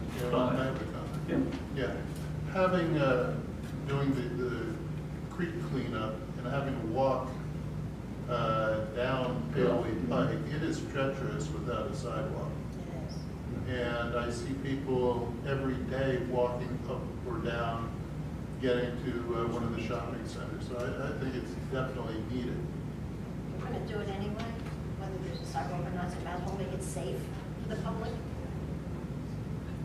Well, as you know, I'm a big believer in infrastructure improvements, but when they become substantial in terms of the cost and complexity, then a grant-seeking process has certainly benefited us immensely in the last few years. So carry on with the winning strategy. Anyone else with a comment? Okay, so there wouldn't necessarily need to be any action taken by the board. So if the board is amenable to the plan, I think the next step in the process would be for us to talk to the Domestic Violence Center about the additional right-of-way with that meeting. Because if they're not open to that, then that hampers the project. So if they are open to it, then we would go to PennDOT with the revised plan. Obviously, like an informal conversation. Correct. Yeah. Similar, how do you feel about this? Yeah, we would find a contact, and Chris and I would make contact with them. I mean, we do have contacts with them already, Yes. so we can absolutely follow up on that conversation. All right, so we just just go and talk to residents. the goal of tonight was to follow up from the July 21st meeting when this was last discussed and make sure the board was okay with the reconfiguration and everything so that we could approach them. So it sounds to me like the board is okay with that. I think you're correct. All right, we'll start that process. Great. We'll move on to agenda item number 8, discussion on the possible submission of a local share account grant application for stormwater improvements in the Oak Hill development pursuant to the township's regional stormwater feasibility study. Chris Bayshore.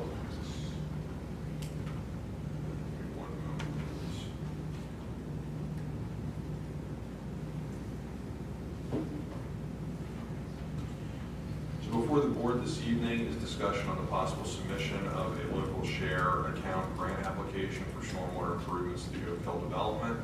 This is an older development off of Grove Road and was identified as Area 2 in the township's regional stormwater feasibility study.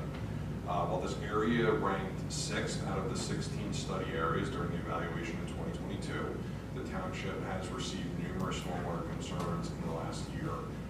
One such example of this is in September of 2025, when myself, Vice Chair Hellman, and our former township engineer Brian Kolakowski met with residents along Delaware Avenue to discuss their issues.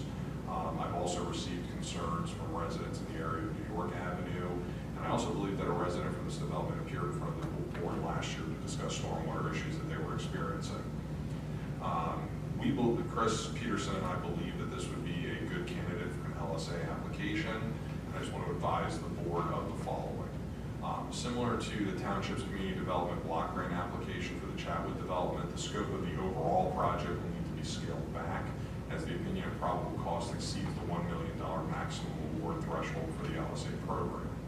So this would kind of be a phase 1, and in speaking with Chris, we were thinking about focusing on the Delaware Avenue portion of it since his cost estimate from 2023 aligns with the awarding cap for the LSA program. There will need to be some easement easements from property owners in the project area. And then finally, the funding levels for the LSA program have been reduced by approximately 64% with the enactment of Act 21 of 2026. So I do anticipate that this program will be much more competitive going forward. They took the funding level from about $293 million a year to $105 million a year. In terms of completing the application, we would look to submit the application in-house and have Carroll Engineering provide support. I will need some revisions to the plans for the submittal and an update on the opinion of probable costs. Both Chris and I believe can be completed on a time and material basis. The application period opens on September 1st and is due by November 30th, and I would anticipate an 8 to 12 month timeline for your board announcements. Great. Thanks, Chris. Do you have the feasibility study there that you could call up the Oak Hill area, whatever it was, to? Yes.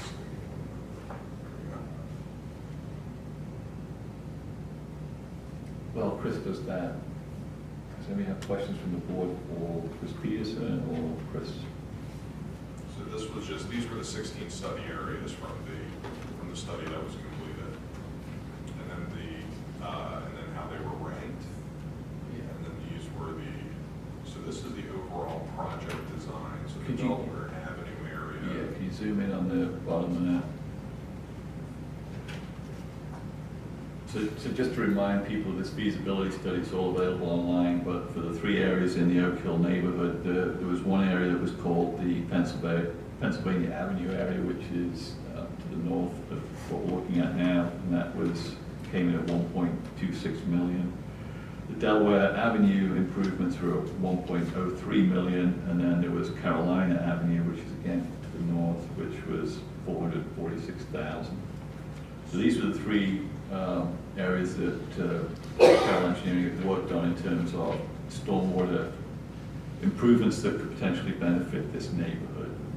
And Chris, do you want to just describe, Chris Peterson, do you want to just describe what Delaware Avenue improvements look like? Sure. So right now we are contending with some pretty steep slopes coming down. There's a drainage divide that's represented by the blue dash line. So everything to the north flows up to the north, and anything south of that line we're trying to indicate with the slope arrows. So you got a lot of water coming down New York Avenue, New Jersey Avenue. Over the years and through the various paving programs of the township, efforts have been made to try to stop water from basically hopping the roadway and impacting the residents to the south here. So there's been an incorporation of a small asphaltic curb in that area. It then hits that curb line and then both comes from the right over to the left, and then Delaware Avenue also comes into the center of the page where you're seeing that red line. That's where everything discharges in a central location to an existing water course on a resident's property there on Delaware Avenue. So this proposal is to incorporate the requisite inlets that you would have seen in a new development, not an older development where it's devoid of inlets that would have been required otherwise. So we're trying to grab that water that's coming down New York Avenue, New Jersey Avenue, before it gets to the intersections with a series of inlets there. It then ties into a trunk line sewer that we're going to install along Delaware Avenue. There is also going to be a curbed, proper 8-inch reveal concrete curb incorporated. So there'll be the curb style inlets. And what that curb does for you is it serves as a water stop. So everything coming down to the south is going to find its way along that curb line and then enter in the various inlets and then discharge to the same location it does today. So there's no new impervious, there's no new additional flow being incorporated. We're just trying to manage that flow. We're taking it from the roadway and putting it into a proper stormwater system to eliminate flooding, erosion issues, public safety issues. So Question for myself is, so if I collect, right now, because of the fact that some of this water does spill off the road over these asphalt berms into those front yards of those properties, by collecting it, you're collecting a higher volume that ultimately ends up at this one discharge point. Are you going to end up with a volume of flow in a severe storm event that will be a gully washer and completely erode that particular location? And if not, what would the mitigation be that you would design the project? So we'll need a new end wall to discharge to that water course there. And anytime we have to put in an end wall, we have to put in appropriate measures to dissipate the amount of flow that's coming out of there. And what does that involve? It involves large riprap, stones. You know, we're talking about an apron of stone that's, you know, potentially about 30 feet long beyond that end wall. And what that does is it slows down the velocity, and we try to limit erosion in that area in accordance with best practices, both with DEP and the Conservation District. So again, most of this water gets there, and there are unique circumstances where the water has jumped the curb, but I would say the lion's share of the water is already getting to this water course anyway. But that water course there, that improvement you described in terms of a stormwater management improvement, how big is that property? Where does the home on it sit? I mean, we're going to need a big easement presumably to manage the change for it. If you zoom in a little, you can sort of see. Chris, can you move it up a little bit? And Which way? move it upwards so we can see more of below, down, the other way, down. There you go. So this is the existing home here. This is the mapped 100-year floodplain here. So it's already in close proximity to the home. So we can look at putting an end wall here. Another potential in our discussions in trying to get this easement is extending this beyond the house, which might be a good option. Yeah. So that way it alleviates any kind of erosion that's happening adjacent to the house. And I think it would be more appropriate to have it come out the back here, Yeah, so we don't have that issue. How are the flow calculations measured for anticipated, I should say anticipated flow for the future? So we'll have to put together drainage area maps and come up with what the individual drainage area to each inlet is, and then we'll put together calculations for that to come up with what we think the velocity coming out of the end wall is, and then we'll have to armor appropriately based on that velocity. What you're talking about does not include this potential above ground basin on the north side of Delaware, correct? It You does don't believe not. That was conceptual. You know, if we're looking for stormwater detention in the future, this would be a separate project. That's only if this can't handle it, correct? Again, we're not adding any impervious surface here, so I just want to be clear, we're not changing the volume of stormwater, we're just managing the stormwater on the roadway. Any other questions from the board? So I know we have some folks here from the neighborhood. Do you have questions and thoughts you want to share with us? Hi, I'm Patty Normal, 100 Delaware Avenue. The current asphalt curbs do not keep the water from coming down into our yards, down the driveways and eroding the front yard, side yards, and back. So I think this improvement to me is very necessary to guard against that happening. I've seen neighbors spend hours moving rocks, spreading mulch to no avail. So something I think has to be done, and I think this is a good solution. I know it's not going to happen tomorrow. There's a lot that goes into it, but I certainly appreciate the township looking at this as a potential next project for stormwater, because it is a problem, and I'm tired of not being able to have a front yard or side yard or anything like that without thousands of dollars on personal property. Were you the individual who came? I was. Okay. I was. I couldn't remember, so. Yes, and you came out to visit, thank you. Okay, you're welcome. So my recollection is those asphalt curbs tend to be just 2 or 3 inches, right? They're not that high. So Chris, you're talking about an 8-inch concrete curb along the road. So you get that for a start, and then you've got the collection system, so you'll have a much better piece of that. What this doesn't address is your actual driveway, right? So you'll still have the driveway. I would assume there would be, from what I've seen in other parts of our neighborhood, where there's at least, well, I mean, if it's collected in the sewer, the storm sewers themselves, it's not going to rush down. Exactly, it won't be as bad as it is today, yes. Yeah, we would be strategic with the placement of the inlets, so we're trying, so as the water's proceeding along that curb line, before it gets to a driveway, ideally, we'd want to have an inlet there to collect anything, because you're right, you're gonna have a curb depression, you'll have an inch and a half reveal on that curb depression, where you could have the potential for water to come into the driveway, so we want to put the inlet upslope of that. Because I'm right across from New York, so everything that rushes down from New York. It's like a big chute. Jumps the curb. Yeah, you'll see, if you look at New York, that's part of this project, is there's a storm sewer conveyance system on that part of New York with the inlets there, so the volume coming down New York would be collected before it hit Delaware with this design. Same in New Jersey as well. We like to see collection happening before it gets to the intersection, because intersections are obviously well trafficked. It can't be a flooding issue at the intersection. Right. So the curbs will continue up New York and New Jersey Avenue? The need for the curbs wouldn't be required on New York. We would just have roadside inlets there. Okay. There are ruts along those two streets right now. So that's not going to take care of all the ruts, but it'll help. Just the concern is I walk a lot, and if two cars coming, you have to step off the road and twist an ankle and fall. So. But that'll help. Other questions? Yes. Stephanie Sherwood, I'm at 104 Delaware Avenue where the drainage is. And I'm just concerned about the volume of waste and water, wastewater coming into my stream that I currently maintain now. It's raging rapids when we have rain now, as well as my driveway from the curb work. I mean, it's eroded away an old section of my yard, and no one's ever come out to talk to me about that. I know I called the township a while back and spoke to someone who referred me to one of the engineers, but I never followed up.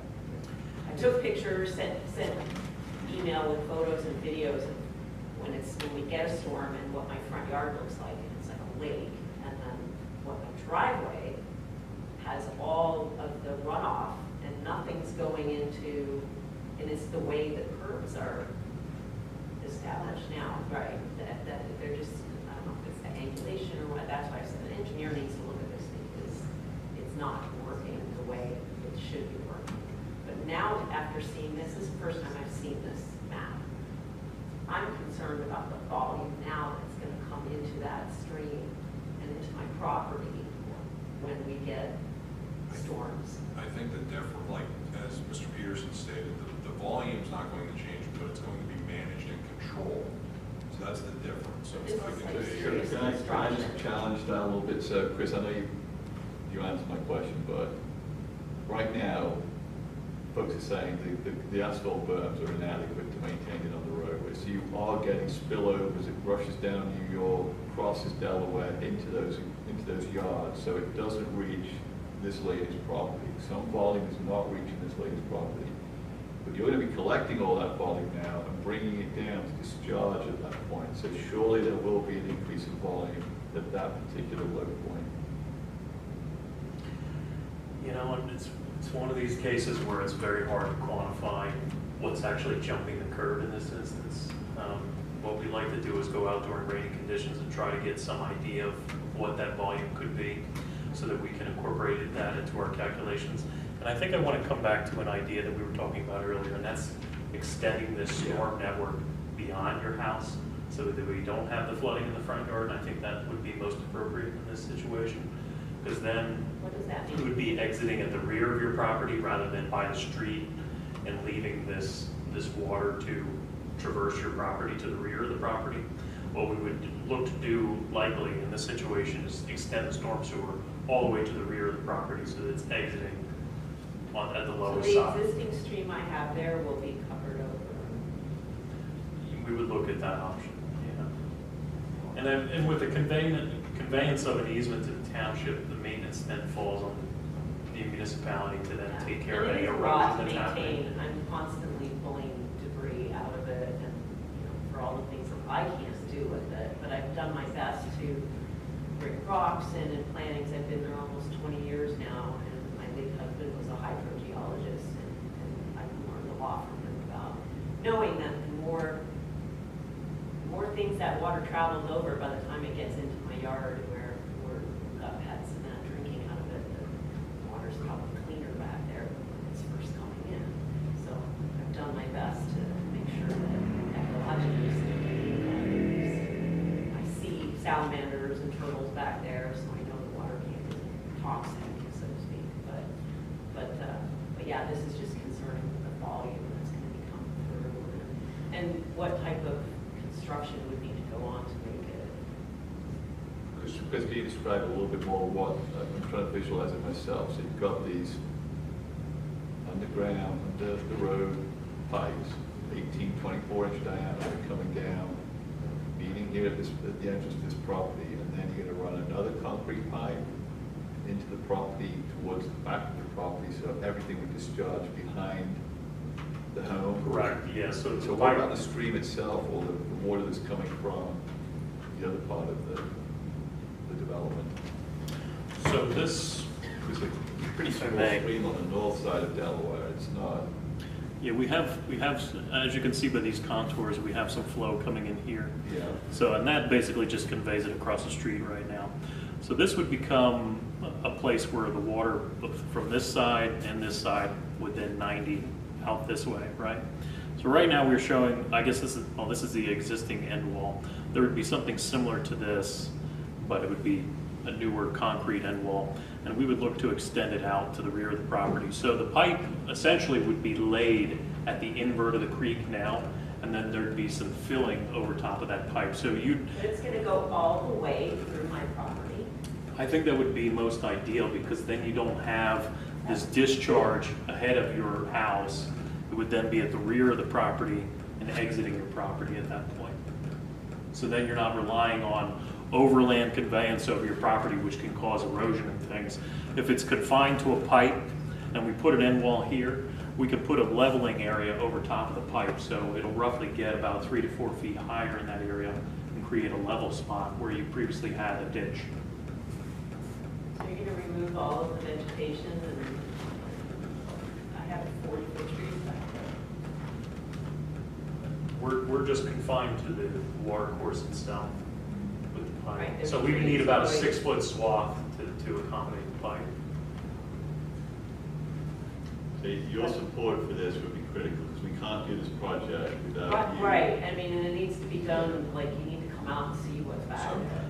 So I think, Chris, I think what might be a good idea is maybe when Sean's here for office hours one Wednesday, schedule a meeting with her and kind of go out there or something like that. I would think about that. I'll come out personally, that's fine. Yeah. Because, I mean, you're just the person we want to talk to. Right, And this well, is all that's why I'm conceptual. here, because when she brought this to my attention, I'm like, yeah, I support doing something about, you know, the stormwater problem, but I don't know that I support this. No, and I want to make sure you're heard, and I want to make sure everyone's issues along Delaware are addressed on this project. It doesn't do me any good to have a project that doesn't work or doesn't satisfy the needs of the residents. So I've just first and invested a foremost, I lot think in we should that be. stream, and I don't want to see it just bulldozed over. And there's, like I said, there's old growth trees back there, and there's a lot of wildlife back there. The best way to manage is for Chris and another engineer to come out and meet with you. Yes. And you can be visually there with him, and he can describe what would change and what wouldn't change. What would be basically left And then you alone. can see and the then he'll- current Yeah. damage from You'll- runoff, all the erosion from the edge of my driveway, and just how And cracked that's up what would go away. That erosion, Oh, the sure, surrounding sure. erosion would go away. if you I have a- agree, have a but that's different going to be construction. replaced with something unsightly. Well, maybe not. So that's why if you meet in person at the property, you have a much better understanding of what. I'm there every day, so please, Ms. reach out.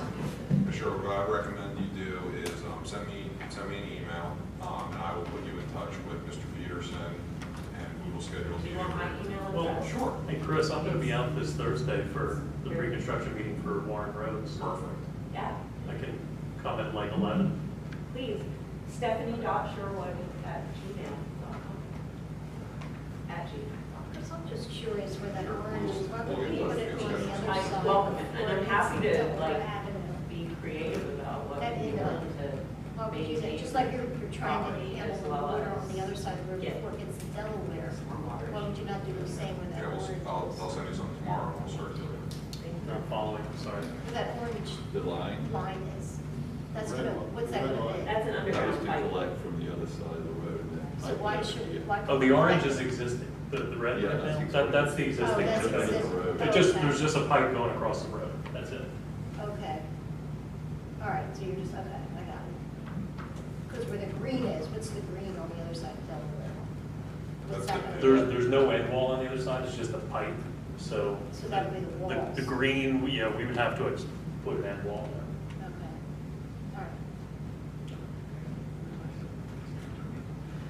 all right. Okay, so we've got an action there because we don't want to submit for a grant if at the end of the day you say, no way you're doing anything on my property. That would be we would have to go back to square one and figure out what else we might do and who might. I can assure you that would not happen. I want something. So with that assurance, and we'll work out how it all looks and everything else. Chris, you were able to move forward with the preparation of the work and that kind of thing. So we'll just parallel this. You'll be working with what it could look like, and we'll be working on the grant application. Yep, exactly like we handled North Hill, where we had 4 property owners we needed easements from. We contacted them in advance, met with them, and got their support as part of the application. Yeah. Didn't sign the actual easement documents until we determined the grant award. Yeah. So do you need a motion from us tonight or I not? don't need any motion from the board. We just want to make sure that the board is amenable to moving forward with this as an application. Yeah. Does anyone object from the board? Okay. So yes, Margie. I'm just curious, 20, 30, 40 years ago, at one time on this side of Delaware that we're speaking about, were there drainage ditches in the front yards? Not that I can tell. You mean like was the swales were in like in North Hills that disappeared over time? Right. Has anyone lived here 30 years? I don't remember. Was there ever swales that were at the edge of the road? No. Were you here before there was? 85. Were you here before there was asphalt curb put in? I can't remember when they did that. Okay. Perhaps it's 85, I've been Doug? Chris, please explain what an end wall is. An end wall, the best way I can You got a picture there? Call it quickly. I don't think I You have. want to Google end wall? Big concrete. It's a big concrete wall. It has 2 wings on it. The height is commensurate with the pipe that goes into it. So you'll see a central opening in the center of it, and then a flat face, and then it has 2 wings on either side so that you can grade the slope around it. So it's like a buttress. Basically, yeah. I can make it bigger. Well, Chris is looking at that. Any other questions about this project, the planned approach that we have for this? That's an Yeah. Okay, well, good conversation. Thank you everyone for being here and sharing your thoughts. So we'll get started with the application. We'll then submit it before November 30th, and I will start an email chain with you tomorrow to schedule a site visit for Carroll Engineering. Thank you. Thank you very much. Thank you. Okay, we'll move on to agenda item number 9. Discussion regarding review comments from the Chester County Planning Commission of the proposed comprehensive update to the West Goshen Township zoning ordinance. So before the board this evening is discussion on the comments received from the Chester County Planning Commission on the proposed comprehensive update to the West Goshen Township zoning ordinance. A copy of the review letter has been attached from the Planning Commission. In reviewing the comments provided, the majority pertain to the proposed provisions for data centers. Prior to proceeding forward with adoption, we wanted to provide these comments to the board for review in order to determine if additional changes should be made. Please be advised that the proposed zoning ordinance was reviewed by the Township's Planning Commission at their meeting on July 14th, where it was recommended for adoption by a vote of 7-2. So in terms of a process, there are a lot of comments in here, and I think we need to take the time to understand and see where the board is on them. But in terms of a process, what I thought we could do is just look at comments that are not associated with the data center, response from the Chester County Planning Commission, and deal with those first and understand what implications they have, and then look at in detail the data center comments. So So Chris, there were several comments related to a few corrections on the zoning map or need for additional information associated with the zoning maps. What's your view as to how to manage that, and what does it do for the actual process to move this forward for potential approval down the road? So essentially, with the zoning map specifically, we would do that update in-house, and it's just correcting a couple parcels and then adding an overlay for the PUC district, which we already have on our existing zoning map, so we can just mirror that. Okay. We would need to, we make the corrections, and then we would need to send it back to the Chester County Planning Commission for further review. So can I just ask Chris, why is that necessary? I mean, Because there's case law that talks about if you make changes. even if it's changes that they propose? Yeah. There's cases, and I shared that with, I was involved in cases, so I'm very familiar with them. And the rule that you typically see in the Second Class Township Code, that if changes to an ordinance are non-substantive and minor in nature, that they don't have to go back. But with the MPC requirements for zoning and salary changes, are strictly construed, and we make sure that the version that you adopt is the version that the Chester County Planning Commission has Okay. last reviewed. So given that Chris has to make these updates, Chris needs to make these updates, it's going to go back to them. So my initial thought on that is if that's the case, then we should take the time to make sure that anything we want changed for the data center language is also part of that process.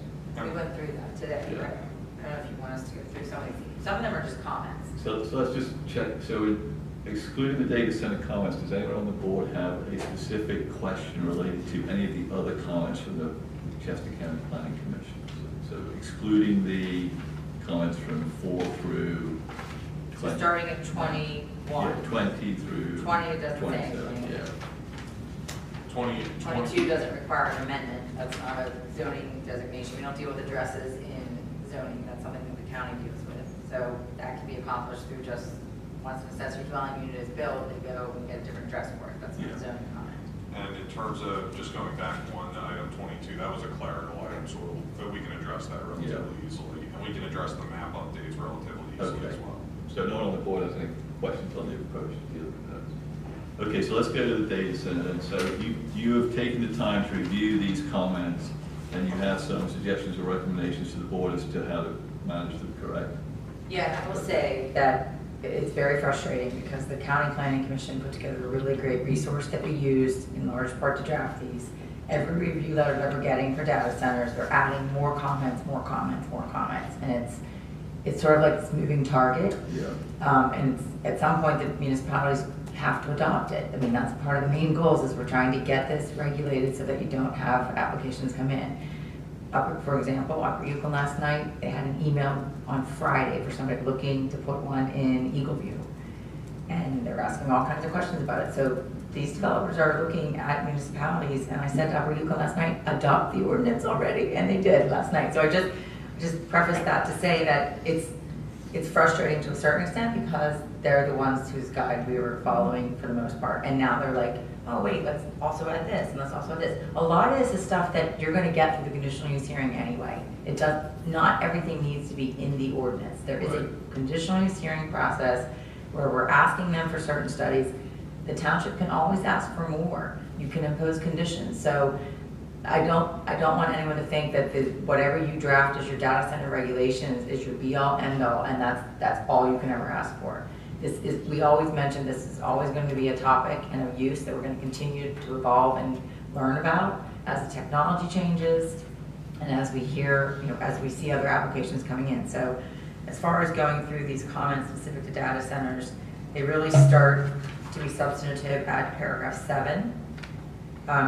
We already have instead of defining a sensitive receptor, which is typically residential uses, daycares, churches, the way that we addressed this was that you have a larger setback from a data center to a residential use. So we didn't require the larger setback for everything they would call a sensitive receptor.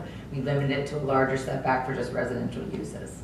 So if the board would like to see a greater setback for other things that they define as a sensitive receptor, which are schools, daycares, preschools, hospitals, community centers, I didn't look to see in the district that we're allowing them where those uses are in relationship, but we felt that the most important was having a larger setback from residential uses. So that, if that's something the board wants to incorporate, by all means, we can do that. That's easy enough to do. So let's address these one at a time. So Kristen just raised that point. What are the board thoughts on adding to the sensitive receptor list in terms of the increased setback required? Yes.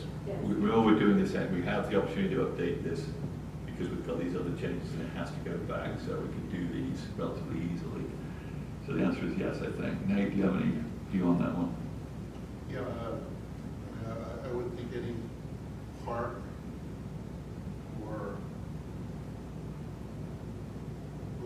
community area Should also be included. Can have parks, yeah, sure. Because that is one area that might butt up to that industrial zone on Ward Avenue.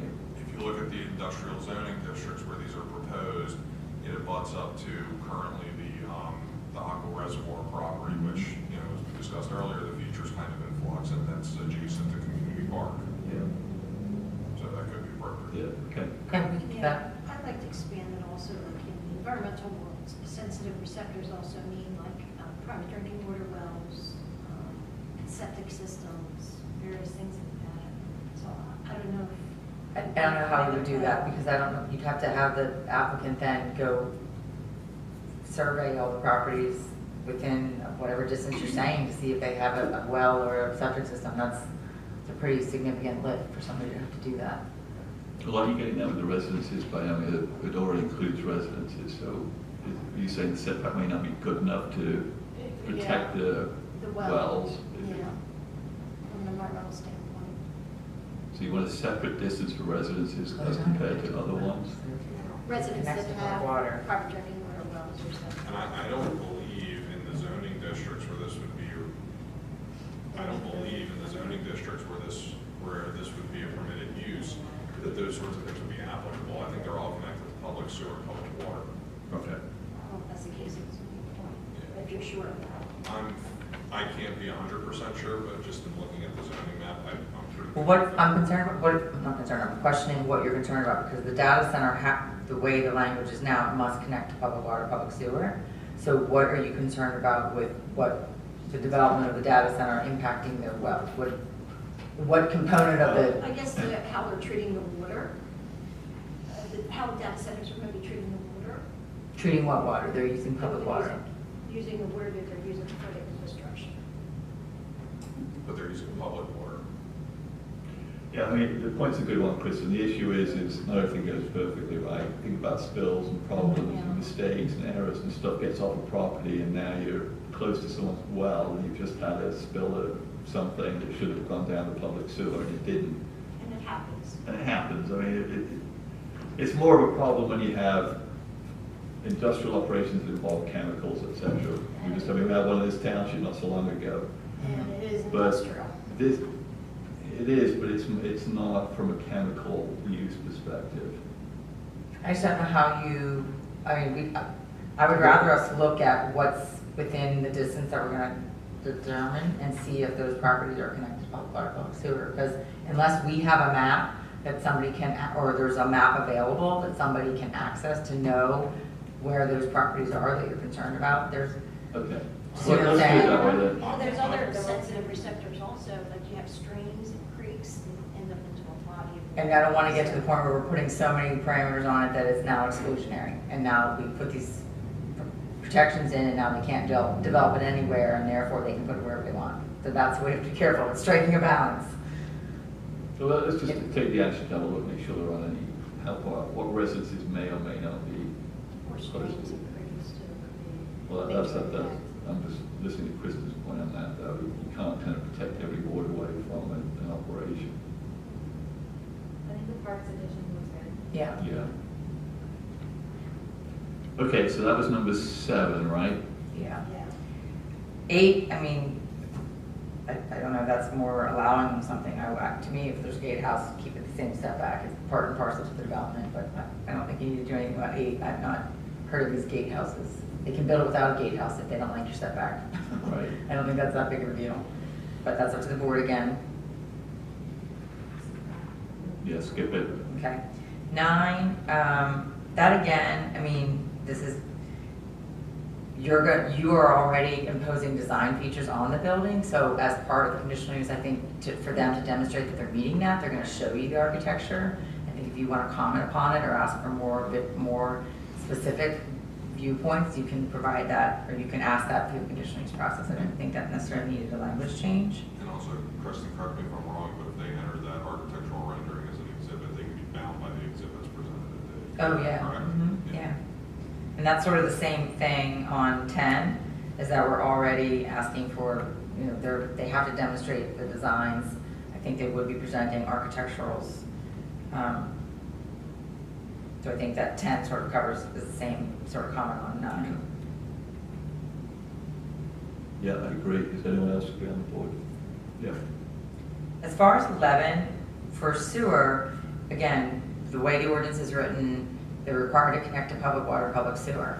I'm not sure I understand their comment as it matters, or as it relates to water, because the water that they're getting, we don't necessarily know where that's coming from. It's coming from the public utility, and that water resource could be somewhere outside of your township. So I'm not sure what we're asking them to identify, nor am I sure they'll be able to. As far as your wastewater, I think it's already handled because you're connecting to public sewer. You have sewer regulations that identify what is allowed to be discharged into your public sewer system.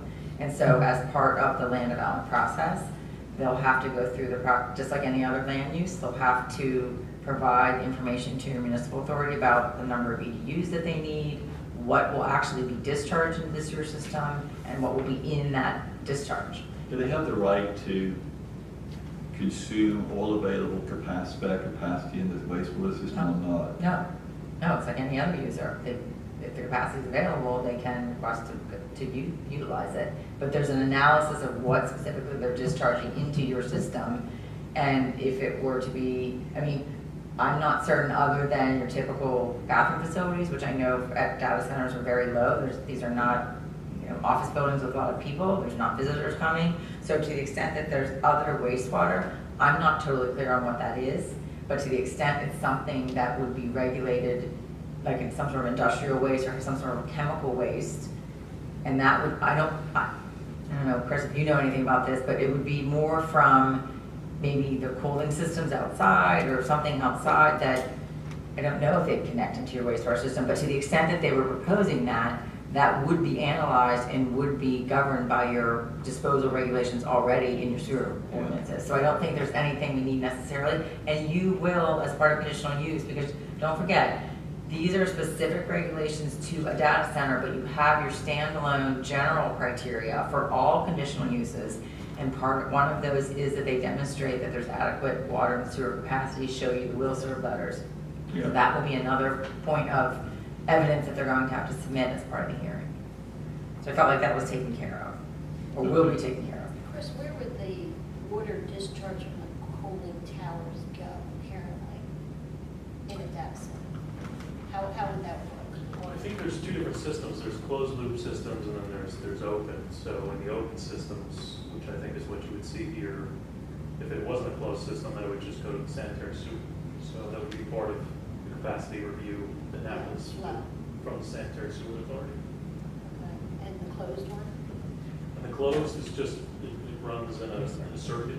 You'll have blowdown from closed loop system. You have treatment chemicals, anti-corrosion inhibitors, antibacterial growth inhibitors. So occasionally you'll be blowing down a purge stream and topping it up with fresh water, even on a closed loop system. It won't get anything like blowing. That would be treated in Yeah. or refined form. It's no different than any other System. Kristen, correct me if I'm wrong, comment 12 refers to the fact that we only wanted a closed loop system, or we're only noting a closed loop system, Yeah. not open loop. So That's how that section reads now, yeah. So we're only looking at a closed loop system. Good point. And 12, this is a comment I see in all their letters, and we actually emailed back with them to say, like, what is your point here? Like, what do you want them to do about this comment? We weren't really clear. Again, I think that to the extent that this is something that is proposed, you can ask questions at the conditional use hearing about it. And to the extent you think that it has any sort of an impact on adjacent property owners, it's something that's exactly what the conditional use process is intended for you, for you to impose conditions. I mean, I don't know what they want, like, again, they make a comment, but I'm not sure what we would add in as a result of what they're pointing out. How its visibility will affect nearby areas. We're saying it has to be closed loop. Again, I don't know the technology, so I'm a little bit out of my comfort zone in being able to identify what they want us to add. Closed loop is we still have to reject the heat, and if you reject the heat through one of these, these units that basically blows air across the water pipe to cool it down so they can reuse it. So you've got a closed loop water system, but now you're rejecting the heat to a stream of air, right? So you've got this, potentially this, what do they call it here? Visible water vapor or whatever else. Because that's hot water that hits colder air, you get condensation in it. And if you've got a property next to it, now you've got this wet stream of air across your property. Well, we already have to be 400 feet from a residential property, so how much does that stream of air, how long does it cover? I'm just trying to explain Yeah, what it is. I don't think it's necessarily a problem. Yeah. I just think it's, well, that's what he's trying to identify. Yeah, address it during conditional use. Okay. So 12 is skipping. yeah, and then 13, again, well, that one is one, we should expand it to not just be with that, I wrote here, agree, and let's make that broader. That was just, that needs to be broader to them. They're not just analyzing the disposal needs relating to the HVAC. Yeah, it's going to be all of this job. Yeah, that one I do agree we should broaden. Yeah. 14, I don't think we need to do that. That's not a problem.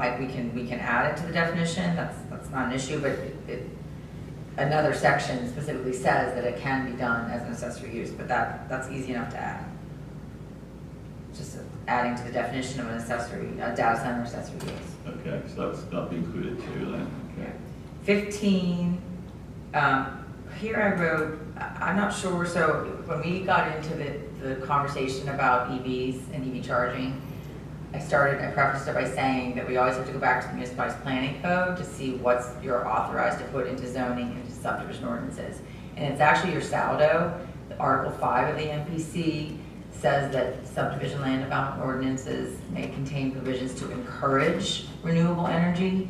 This is suggesting that you mandate it as part of a zoning. And I think that that's pushing the envelope farther than what the MPC allows you to do. Okay. So I said, don't think it's legal. Okay. 16, I wrote, I think, again, part of the criteria is that they have to give you a lot of information concerning their energy need, where they're getting their energy from, and we actually talk about having to provide us the agreements that they enter with the public utilities. So I think this can go, again, as part of conditional use would be more information you'd be asking for.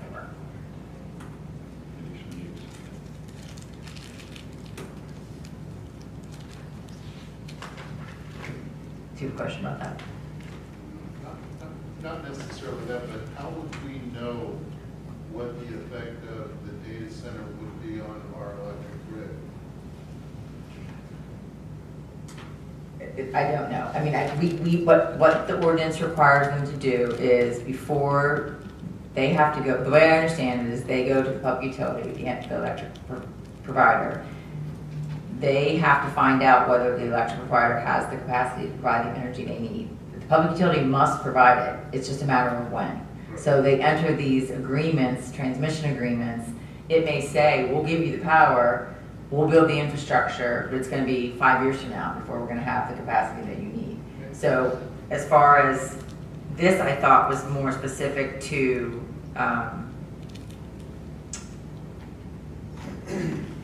but I thought it was more like if there's power outages and they want them to go off the grid to have. So this is exactly it, right? So the power is still being supplied to them, but they have an agreement with the utility provider that says when the total grid demand is so high, we have an agreement with you that we'll start our generators up, disconnect from the main grid so you can supply everybody else without a brownout, and we'll run our diesel generators for 4 hours in the middle of the afternoon so that you, PECO, can manage your overall grid supply.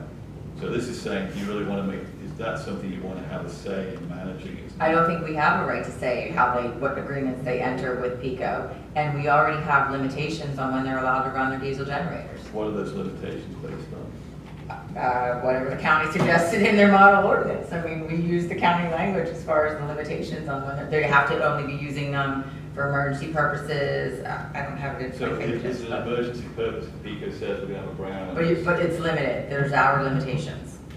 We definitely have hour limitations. Try to find That's, it. is that just for testing? No, it wasn't just for testing. I thought there was I thought we put in here, I don't have that at my fingertips, but we, You can't predict when there's going to be an outage, so how can we put time limits on that? fine, do you know what section it's in, Chris? Do you know what It's section in we the put them in? it's the industrial uses, it's an industrial district. Well, it's not, it's not. Time limitation.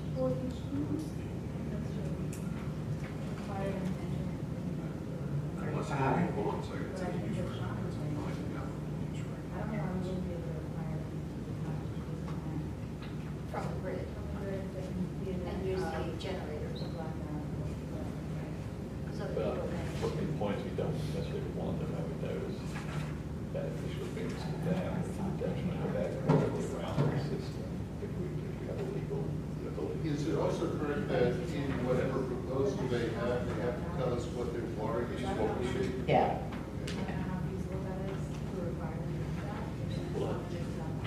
And then would they go to Aqua and see if Aqua can move those demands? Yeah, and part of the general conditional use criteria, not only for the data center, we ask them to identify their water needs. The general conditional use criteria requires them to show that they have the capacity available from the water provider. Okay, it's on page 69. So let me look at what we wrote. Okay, backup power generators are only to be used to provide backup electrical supply during outage or similar emergency situations or for testing. Only Tier 4 generators shall be utilized. The data center intends to use backup power generators. The operator shall maintain a public website announcing times when generators will be in operation. They shall be announced on the website. So you're right, we don't limit. Okay, is there any way we can put language in there that says generators will not be used for demand response requests from the utility? I think it's addressed in 18. Yeah, that's where we address it right now. I want to think about that. I don't want to say it off the top right now that that's legal, but I want to think about it. So I can try to address it.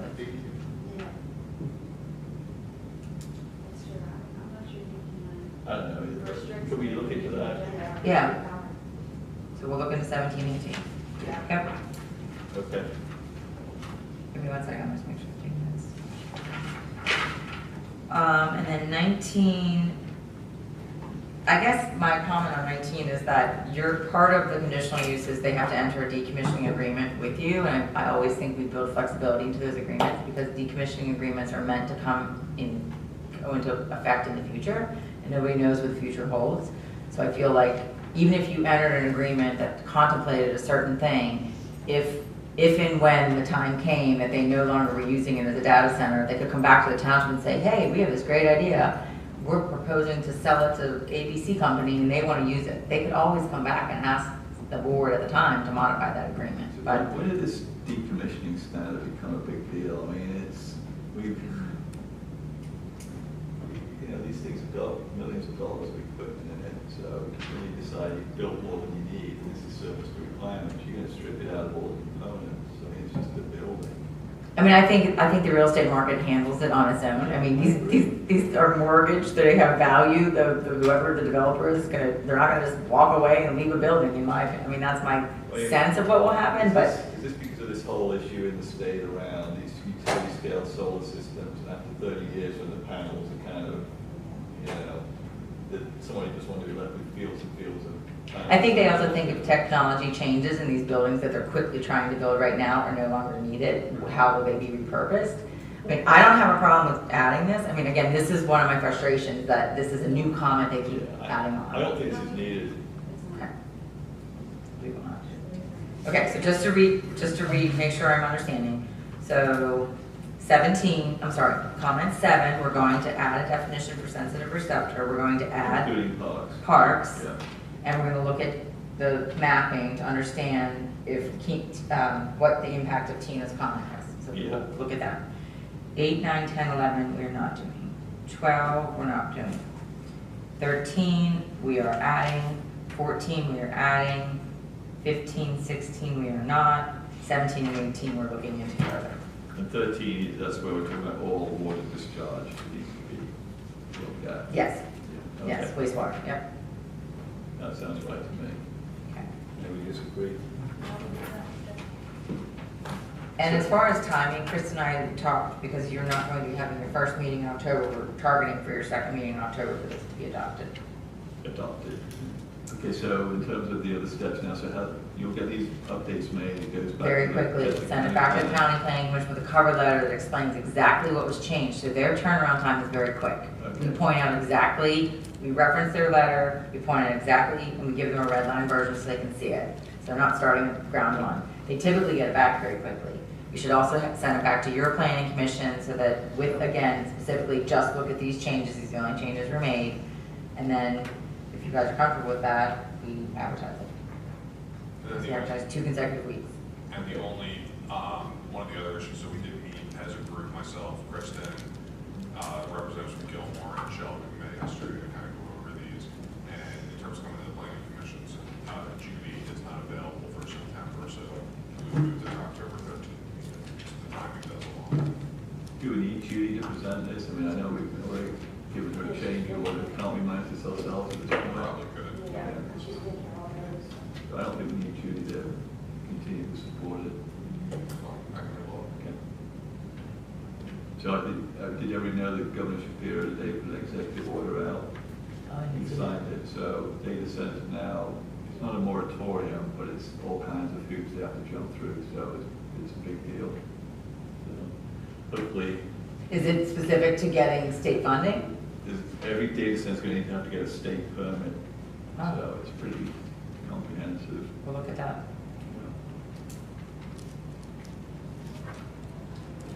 All right, Chris, did we get what we needed on agenda item number 9? I would say so, Mr. Chairman. Okay, thank you, everyone. Is there any public comments on any of that? I don't think there's anything more. Yes, Suzanne, right? Suzanne, yes. So, forgive me if I did not come as prepared as I should have tonight, reading materials, which I'll make sure to do next time.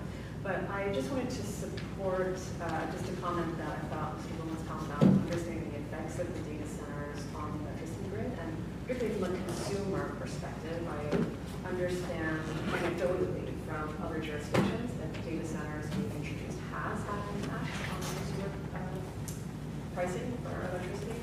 So just to make sure that we really understand that point. Just to comment on that, I haven't looked at this, and don't quote me if I'm wrong, but I believe this executive order says that all new data centers will have to have their own power source and pay for it themselves. So it's not only a state executive order that directs that. So thank you. It would be great to have that locked down to make sure that that's really the case. And then the second one is about the 400 feet. So it's understanding that it's 400, so it's mandated that the data centers be not closer than 400 feet to residential properties. Is that correct? She said I'll call. She said I'll call 400. I thought. Is it 400 from the perspective? Yeah, it's different.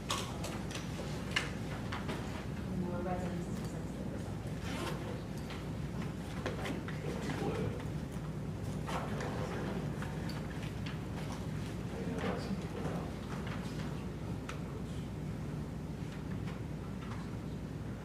Do you have any other questions while we're looking at the answer to that? So, no, I don't. But I suppose that's a really important number because 400 feet doesn't really seem particularly far. And the question that I have is really understanding the impact of data centers on the housing value of residential properties nearby. This being, West Goshen, Chester County, that's not really what I imagine life in Chester County or West Goshen to be. And if I were a property owner with a data center 400 feet, I'd be concerned about how that would affect me selling my house in the future, the value of it, the quality of actually living to it for things like vibrations, and I think some of the points that Ms. Smith raised about, she's talking about water and the well effect on wells, for example, or other water sources. But some of the other impacts that, again, anecdotally, a lot of the science hasn't been really conducted on it yet as far as I've seen, but I think we should look about things like the vibrations and the impact on wildlife and livestock nearby. So I think having that really well understood for commissioning or throughout that planning process, as a resident, I think it's absolutely vital. So That would be, sorry. our planning process involves this whole conditional use hearing where we can apply requirements on the developer in terms of landscaping, a whole bunch of other things that they have to meet in terms of our land development ordinance as well, related to lighting, noise, etc. And we have a whole section here about noise that we modeled off. Yeah, noise and vibration is a big study. Big issue, as you just highlighted. So I think we're doing the things we can to have regulations in place to really minimize any effect that this would have. But do we have an answer on the distance? It's 1,000 feet. 1,000 feet.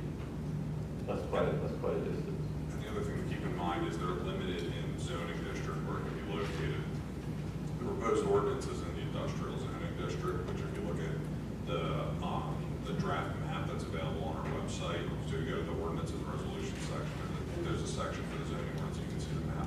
It's generally the area up on Ford Avenue, like that area near Airport Road, and then closest to the borough, all which are generally built out, but those are the only two industrial zoning districts.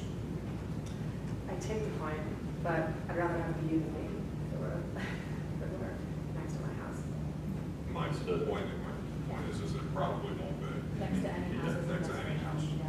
We were in the land planning committee, when we met and discussed this use, we were very deliberate with where we looked at potential locations and minimizing any sort of impact to residences. We took a very thorough analysis of this.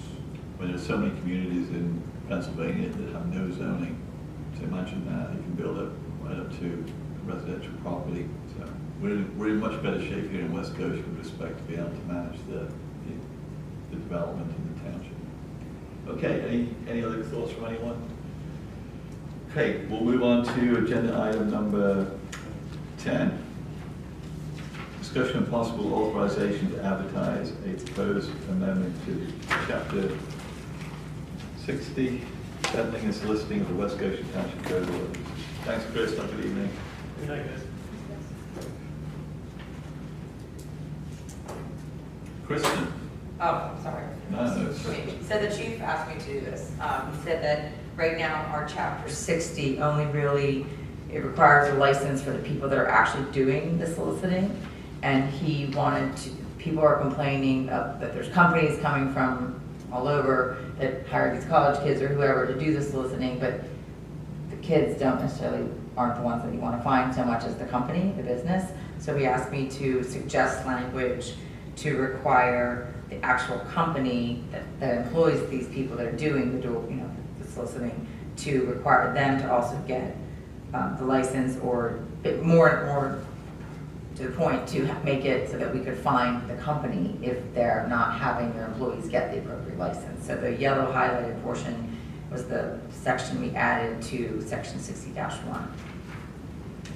So that the companies themselves, it's unlawful and a violation of this chapter if they are providing employees who are engaging in those services without getting the necessary permit. So employee here doesn't mean the word employee, it could be anyone they have contracted with. Is that correct? To employ any person. Any person, company, or entity to employ any person to engage in. So if I was ABC company, I can't hire Chris to go and perform the service without him having a license. You could find me. Yeah. I mean, do you want, I could say to contract or to employ? Employ or contract with. Or contract with? Yeah. Okay.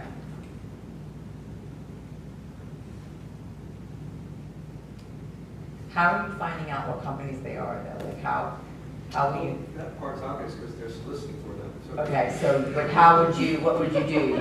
You would see the person and then you would get a call again. They'll say, people are here, a pest control service, a leaving, a soliciting sign, they're bothering us. And then you would talk to that person to find out who it is that they're employed by, where we would send citation. I just want to make sure we have an appropriate address to send. When we can find it. Yeah, okay, okay. Mike, I know the Borough of Westchester just updated their peddling and soliciting requirements on June 17th, 2026. Is that similar to what we have, do you know? Yeah, we actually, I'm aware of that. yeah, I drafted it. Yeah, is that similar to what West Goshen has, or maybe we should take a look at it just for? Well, we actually used West Goshen's to look at, but the boroughs, well, the boroughs were antiquated and they were all over the place. And they dealt with food stands and they dealt with, you know, just, it was sort of all over the place. So we were more, we actually looked at West Goshen's as examples, West Bradford's and East Bradford's, and we tried to make it as clean and clear as we could, so. Okay, because I don't remember ours having, do we have permitted hours of operation on ours? Yes. We do? Yeah, you do. Carol, do a lot of these companies have the permits, or usually they don't? No, the problem we find is the company will hire a dozen kids, they'll get a couple drivers and just go drop them in neighborhoods and go start knocking on doors. And you'll contact a couple of the kids when you find them. It's the first time you've ever seen them. Usually it'll get them to repeat. It's the company that is the constant repeat offender.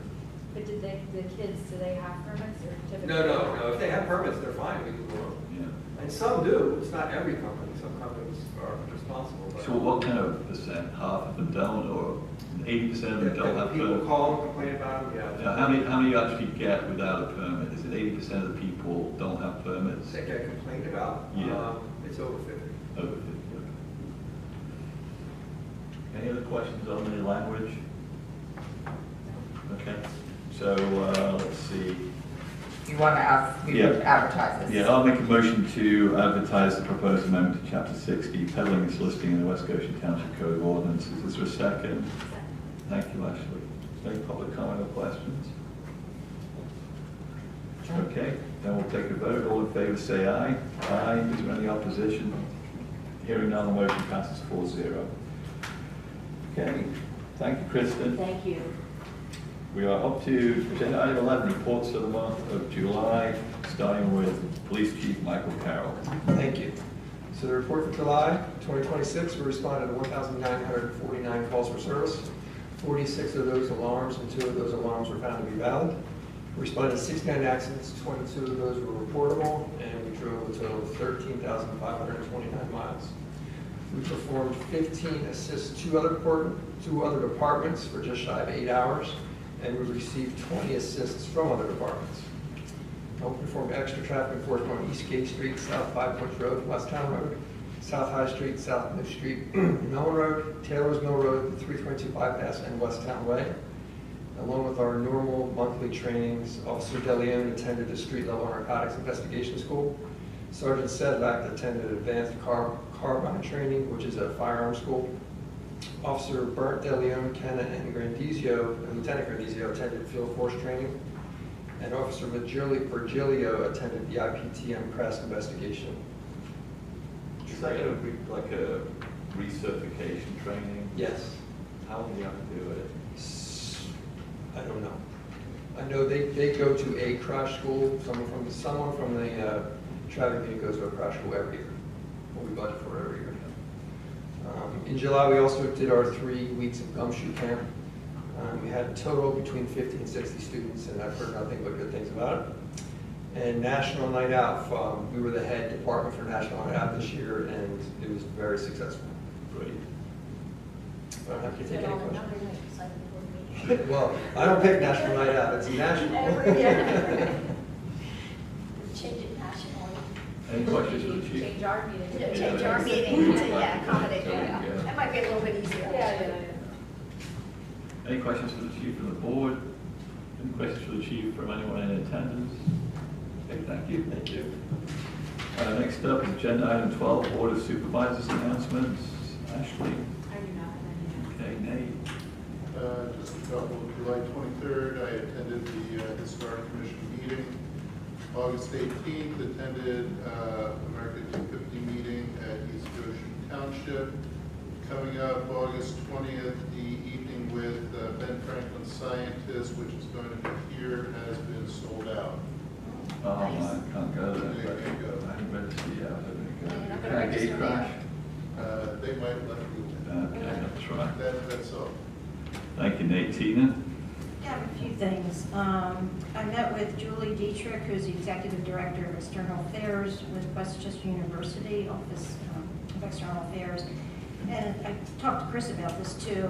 She talked to me about a program that's very good program for the students there that I'd like to announce and expand it out to other companies.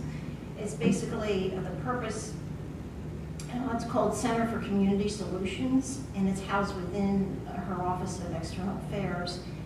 And it focuses upon working to address community need through providing project-based, community-engaged learning experience for the students, enabling their applying knowledge and skills learned and community partners value through achieving organizational goals and objectives with needed assistance at no cost.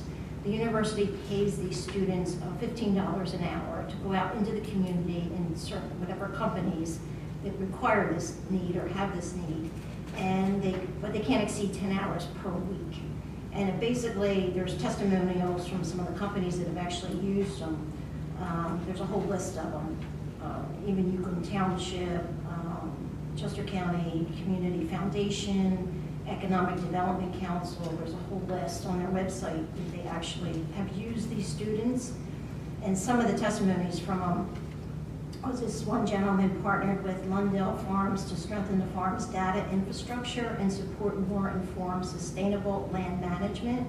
He designed and developed a comprehensive GIS map that integrates key information across the property, including soil health, farmer usage, utility lines, and forest conditions. And there's a lot of testimonials in here of how the students have actually helped the companies come up with ideas. So it's a win-win for everybody. It doesn't cost the company that hires them anything. I think it's a great opportunity. I know we have Gwen here as our intern for the summer, and I'm sure she's learned a lot, and Chris kind of took her under her wings, so I think it's a great program. And just want to let the world kind of know that it's available, it's there. These students are great students, and it's a good experience for everybody. And on their website, they have a lot of other testimonials, different things that they've done, so they're obviously not going to be there to answer phones. They're there for a purpose of whatever their major is that they can contribute to the community. So I wanted to share that because I thought it was really worth looking into. I can email anybody the information, or you can go to Julie directly. She's certainly very knowledgeable in it and is very good at what she does. So that was one thing. And then the other good news I wanted to announce is the emergency blocking equipment that we have been talking about for a long time now. I just wanted to make a statement. We are using the $50,000 that Senator Carolyn Committa had given us for the emergency blocking equipment. And we needed another $15,000 to equip it, as far as lighting and logo and various other things. So there's two options that we're looking at for that. One is the barrel. I'll read to you what the Steve Pelma and Kim had gone to the barrel with to ask for $15,091.34 is what we actually need. And the second piece, if we're going to go after the funding, is a grant with Chris Paoli. It's already been applied for about 2 weeks ago. So whichever one comes first, we'll take it. So the borough right now, it went to the Finance Committee and they approved it. It was 7-0, but unanimously they approved it. So now it has to go to the commissioners, not the commissioners, council, the borough council, and it's going to be going to them shortly to see if we get their approval. So basically, in conclusion, just to summarize the whole thing, the acquisition of a dedicated blocking vehicle equipment with a truck-mounted attenuator will significantly improve the safety of emergency responders and the traveling public throughout our community. This unit will provide critical protection during roadway incidents, reduce the likelihood and severity of secondary crashes, and help safeguard both responders and motorists operating in hazardous traffic environments. With $50,000 already secured through the state grant funding, the $15,000 is going to be needed to complete this project and place this valuable safety resource into service. This investment will provide long-term benefits to the community by enhancing roadway safety, reducing injuries, and supporting the efficient management of emergency incidents through the region. We've already had, unfortunately, fatalities on Route 30 not too long ago. We did have a PA state officer killed not too long ago as a result of this. The safety statistics, that's a tough one, unfortunately going in the wrong direction.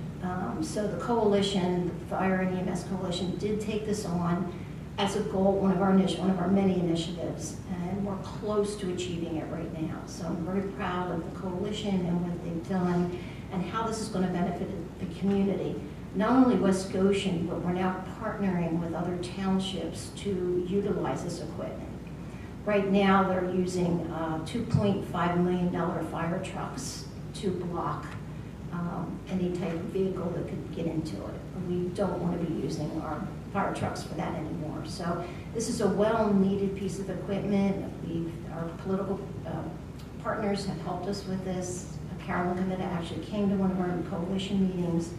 We had an expert come in and go over the safety statistics with her and other political people, and Chris Paoli was there too, to alert them and educate them on the safety and how poor it is for emergency responders. A lot of our volunteers putting their life on the edge for this. So I'm really proud of this. It finally came through. It was like a 2-year project, so we'll move on with that shortly. And one way or another, we're going to get the final funding for the little bit more that we need here. So I wanted to make that announcement. The other thing, I guess we've been working on, I went August 2nd, I went to the Cobb 250 by bicentennial that was supposed to have the drone show that night, and also everything was supposed to go till 9, but everything got canceled at 6:30. So the next one I believe is going to be in September 3rd. The drone show that was canceled is rescheduled from 7 to 9 at Exton Park on September 3rd. So it will be the same drone show.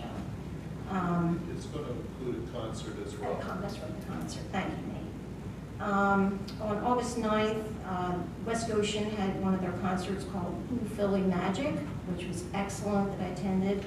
We usually get about 800 people. We got about 500 for that. Don't know why. Same band, great band, but it was still a good concert.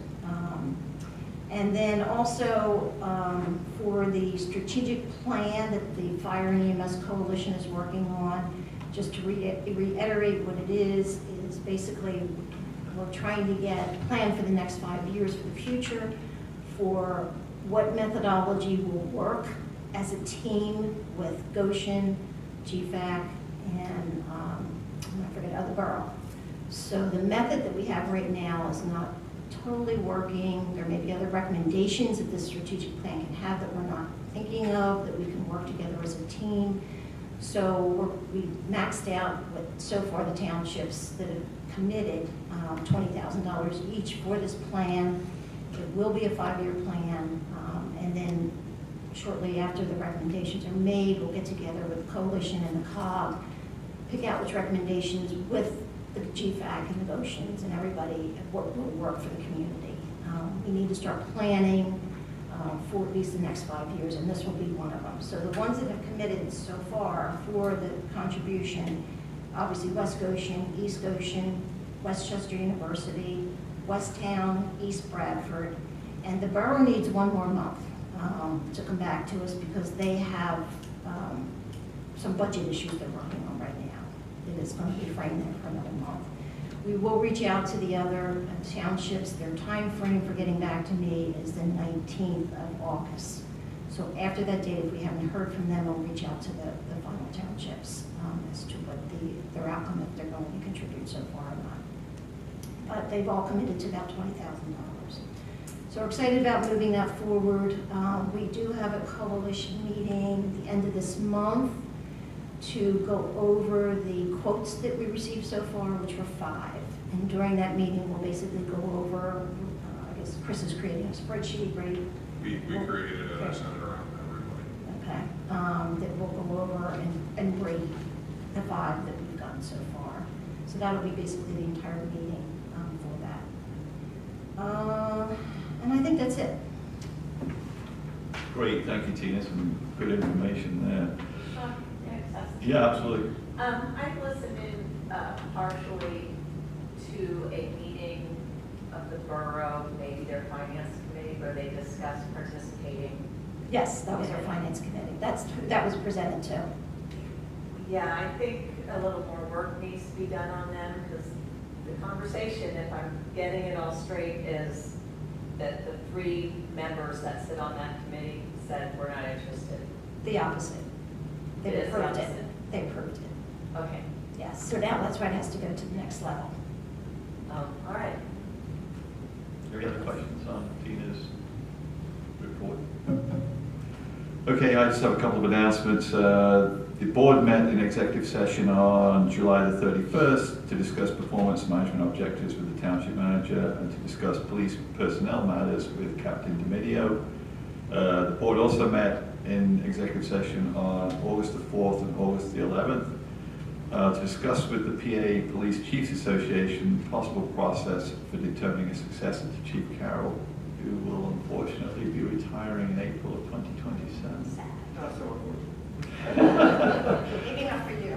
So we're just exploring what options are available to the board at this point. I also attended the pension committee meeting on July the 22nd to review the second quarter pension fund investment performance with PNC.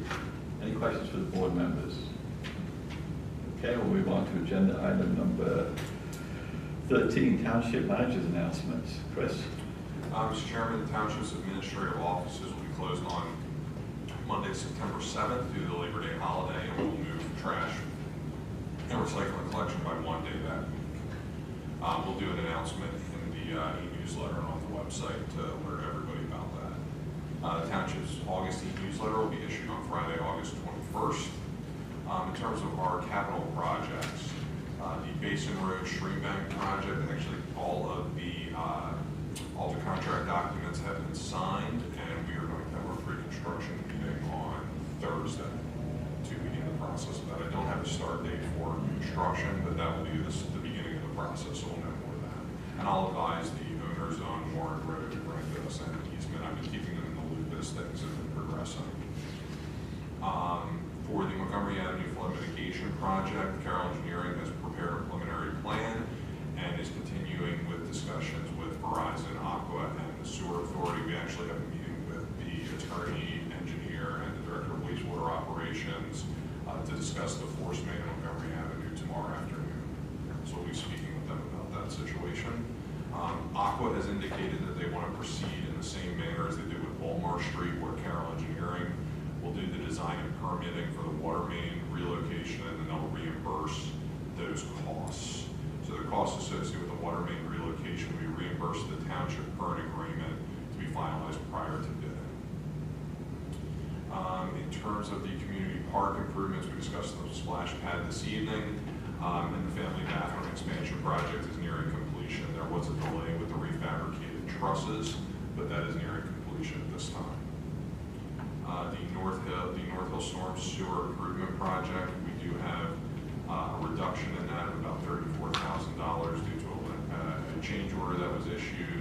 We eliminated something that was previously requested by the Civic Association, but they no longer were interested in.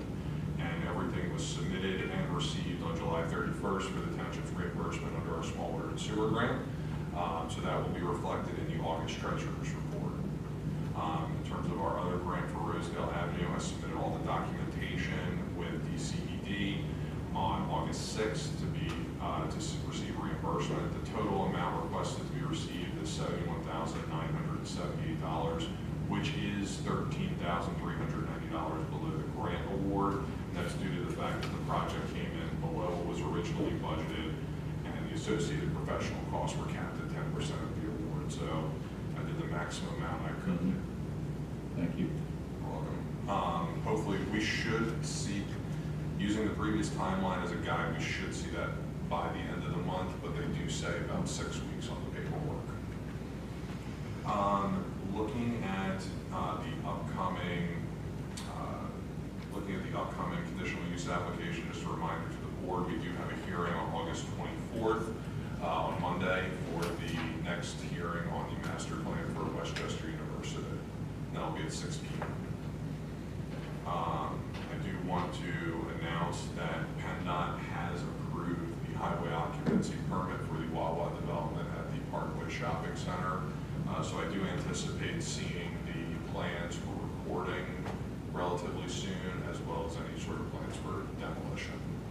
No permits have been issued at this time that I'm aware of outside of the highway occupancy permit from PennDOT, and all the comments from PennDOT and the township have been addressed. And then finally, in terms of our park recreation and open space plan, the plan was submitted to the Chester County Planning Commission for review on July 22nd. It has also been provided in accordance with the municipality's planning code to our neighboring municipalities and the Westchester Area School District. We've also posted it on our website for public review, and we've run ads in our e-newsletter inviting people to comment. And we've also distributed the brochures that were prepared at the township's community events. And we have received a few comments based on the brochures. So the deadline is September 8th. The plan was reviewed by the Township's Planning Commission at their meeting on August 11th and recommended for adoption. And the Park and Recreation Board is scheduled to review the plan tomorrow night at their meeting. And I also provided it to the SAC to review, and I asked them to provide me with any comments before September 8th. So those are all the announcements I have for this evening. Chris, could you just comment on the upcoming e-waste shredding event in October, the planned process change for that? Yes, so because of the incident that occurred this spring where it was much more impactful than originally anticipated, we worked with myself, Lisa Cavada in our Public Works Department, and Ken Lear worked with Dandelions Digital. We created a system where people can register, and we'll start advertising that, and it will be for residents only. We'll do that all through our website. Now, if people can show proof of residency because they can't sign up, we're not going to turn anybody away if they're residents of the township. But we have created QR codes and an advertisement, as well as an automated email that people can show to the individuals working the event that they have properly registered. So those going forward will be residents only, and there will be registration through our website. Is it going to be a time window, or just you register, you show up whenever you want within the period? Just, you can show up within the period. We talked about doing a time window, but we couldn't think of a way to adequately do that. Yeah, I think you just limit it to residents. So correct. Hopefully. We have no explanation as to why it was as packed as it was. It was shared about 46,000 times based on the data that we have available. Okay. Any other questions for Chris? Okay, we'll move on to agenda item 14, zoning officers announcement. Shelby.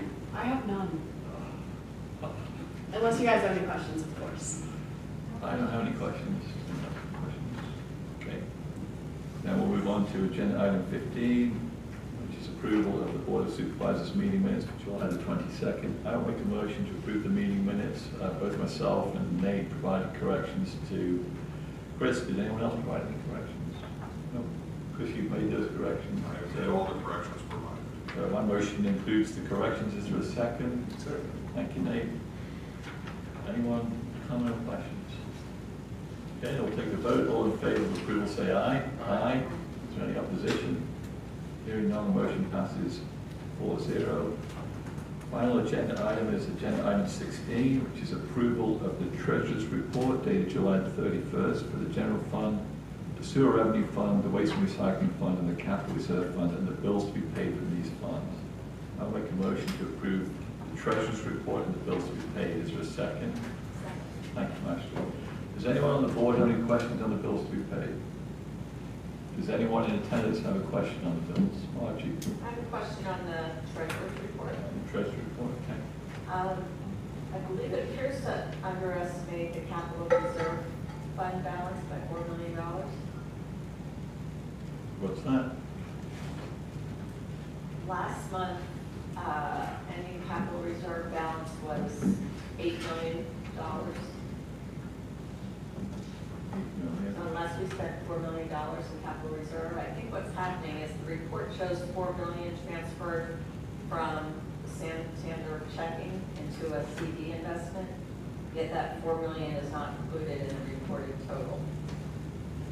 Oh, I see. Yeah, the total is inaccurate, is what you're saying. Yeah. Okay. So that should be 8.5 million instead of 4.5 million. Yep. Thank you, Margie. Good catch. Anyone else with a question or comment? Okay, we have a motion. All in favor say aye. Aye. Is there any opposition? Hearing none, the motion passes 4-0. I move to adjourn the meeting at 8:43. Is there a second? Second. Second. Thank you, Nate. All in favor of adjournment, say aye. Aye. Thank you, everyone.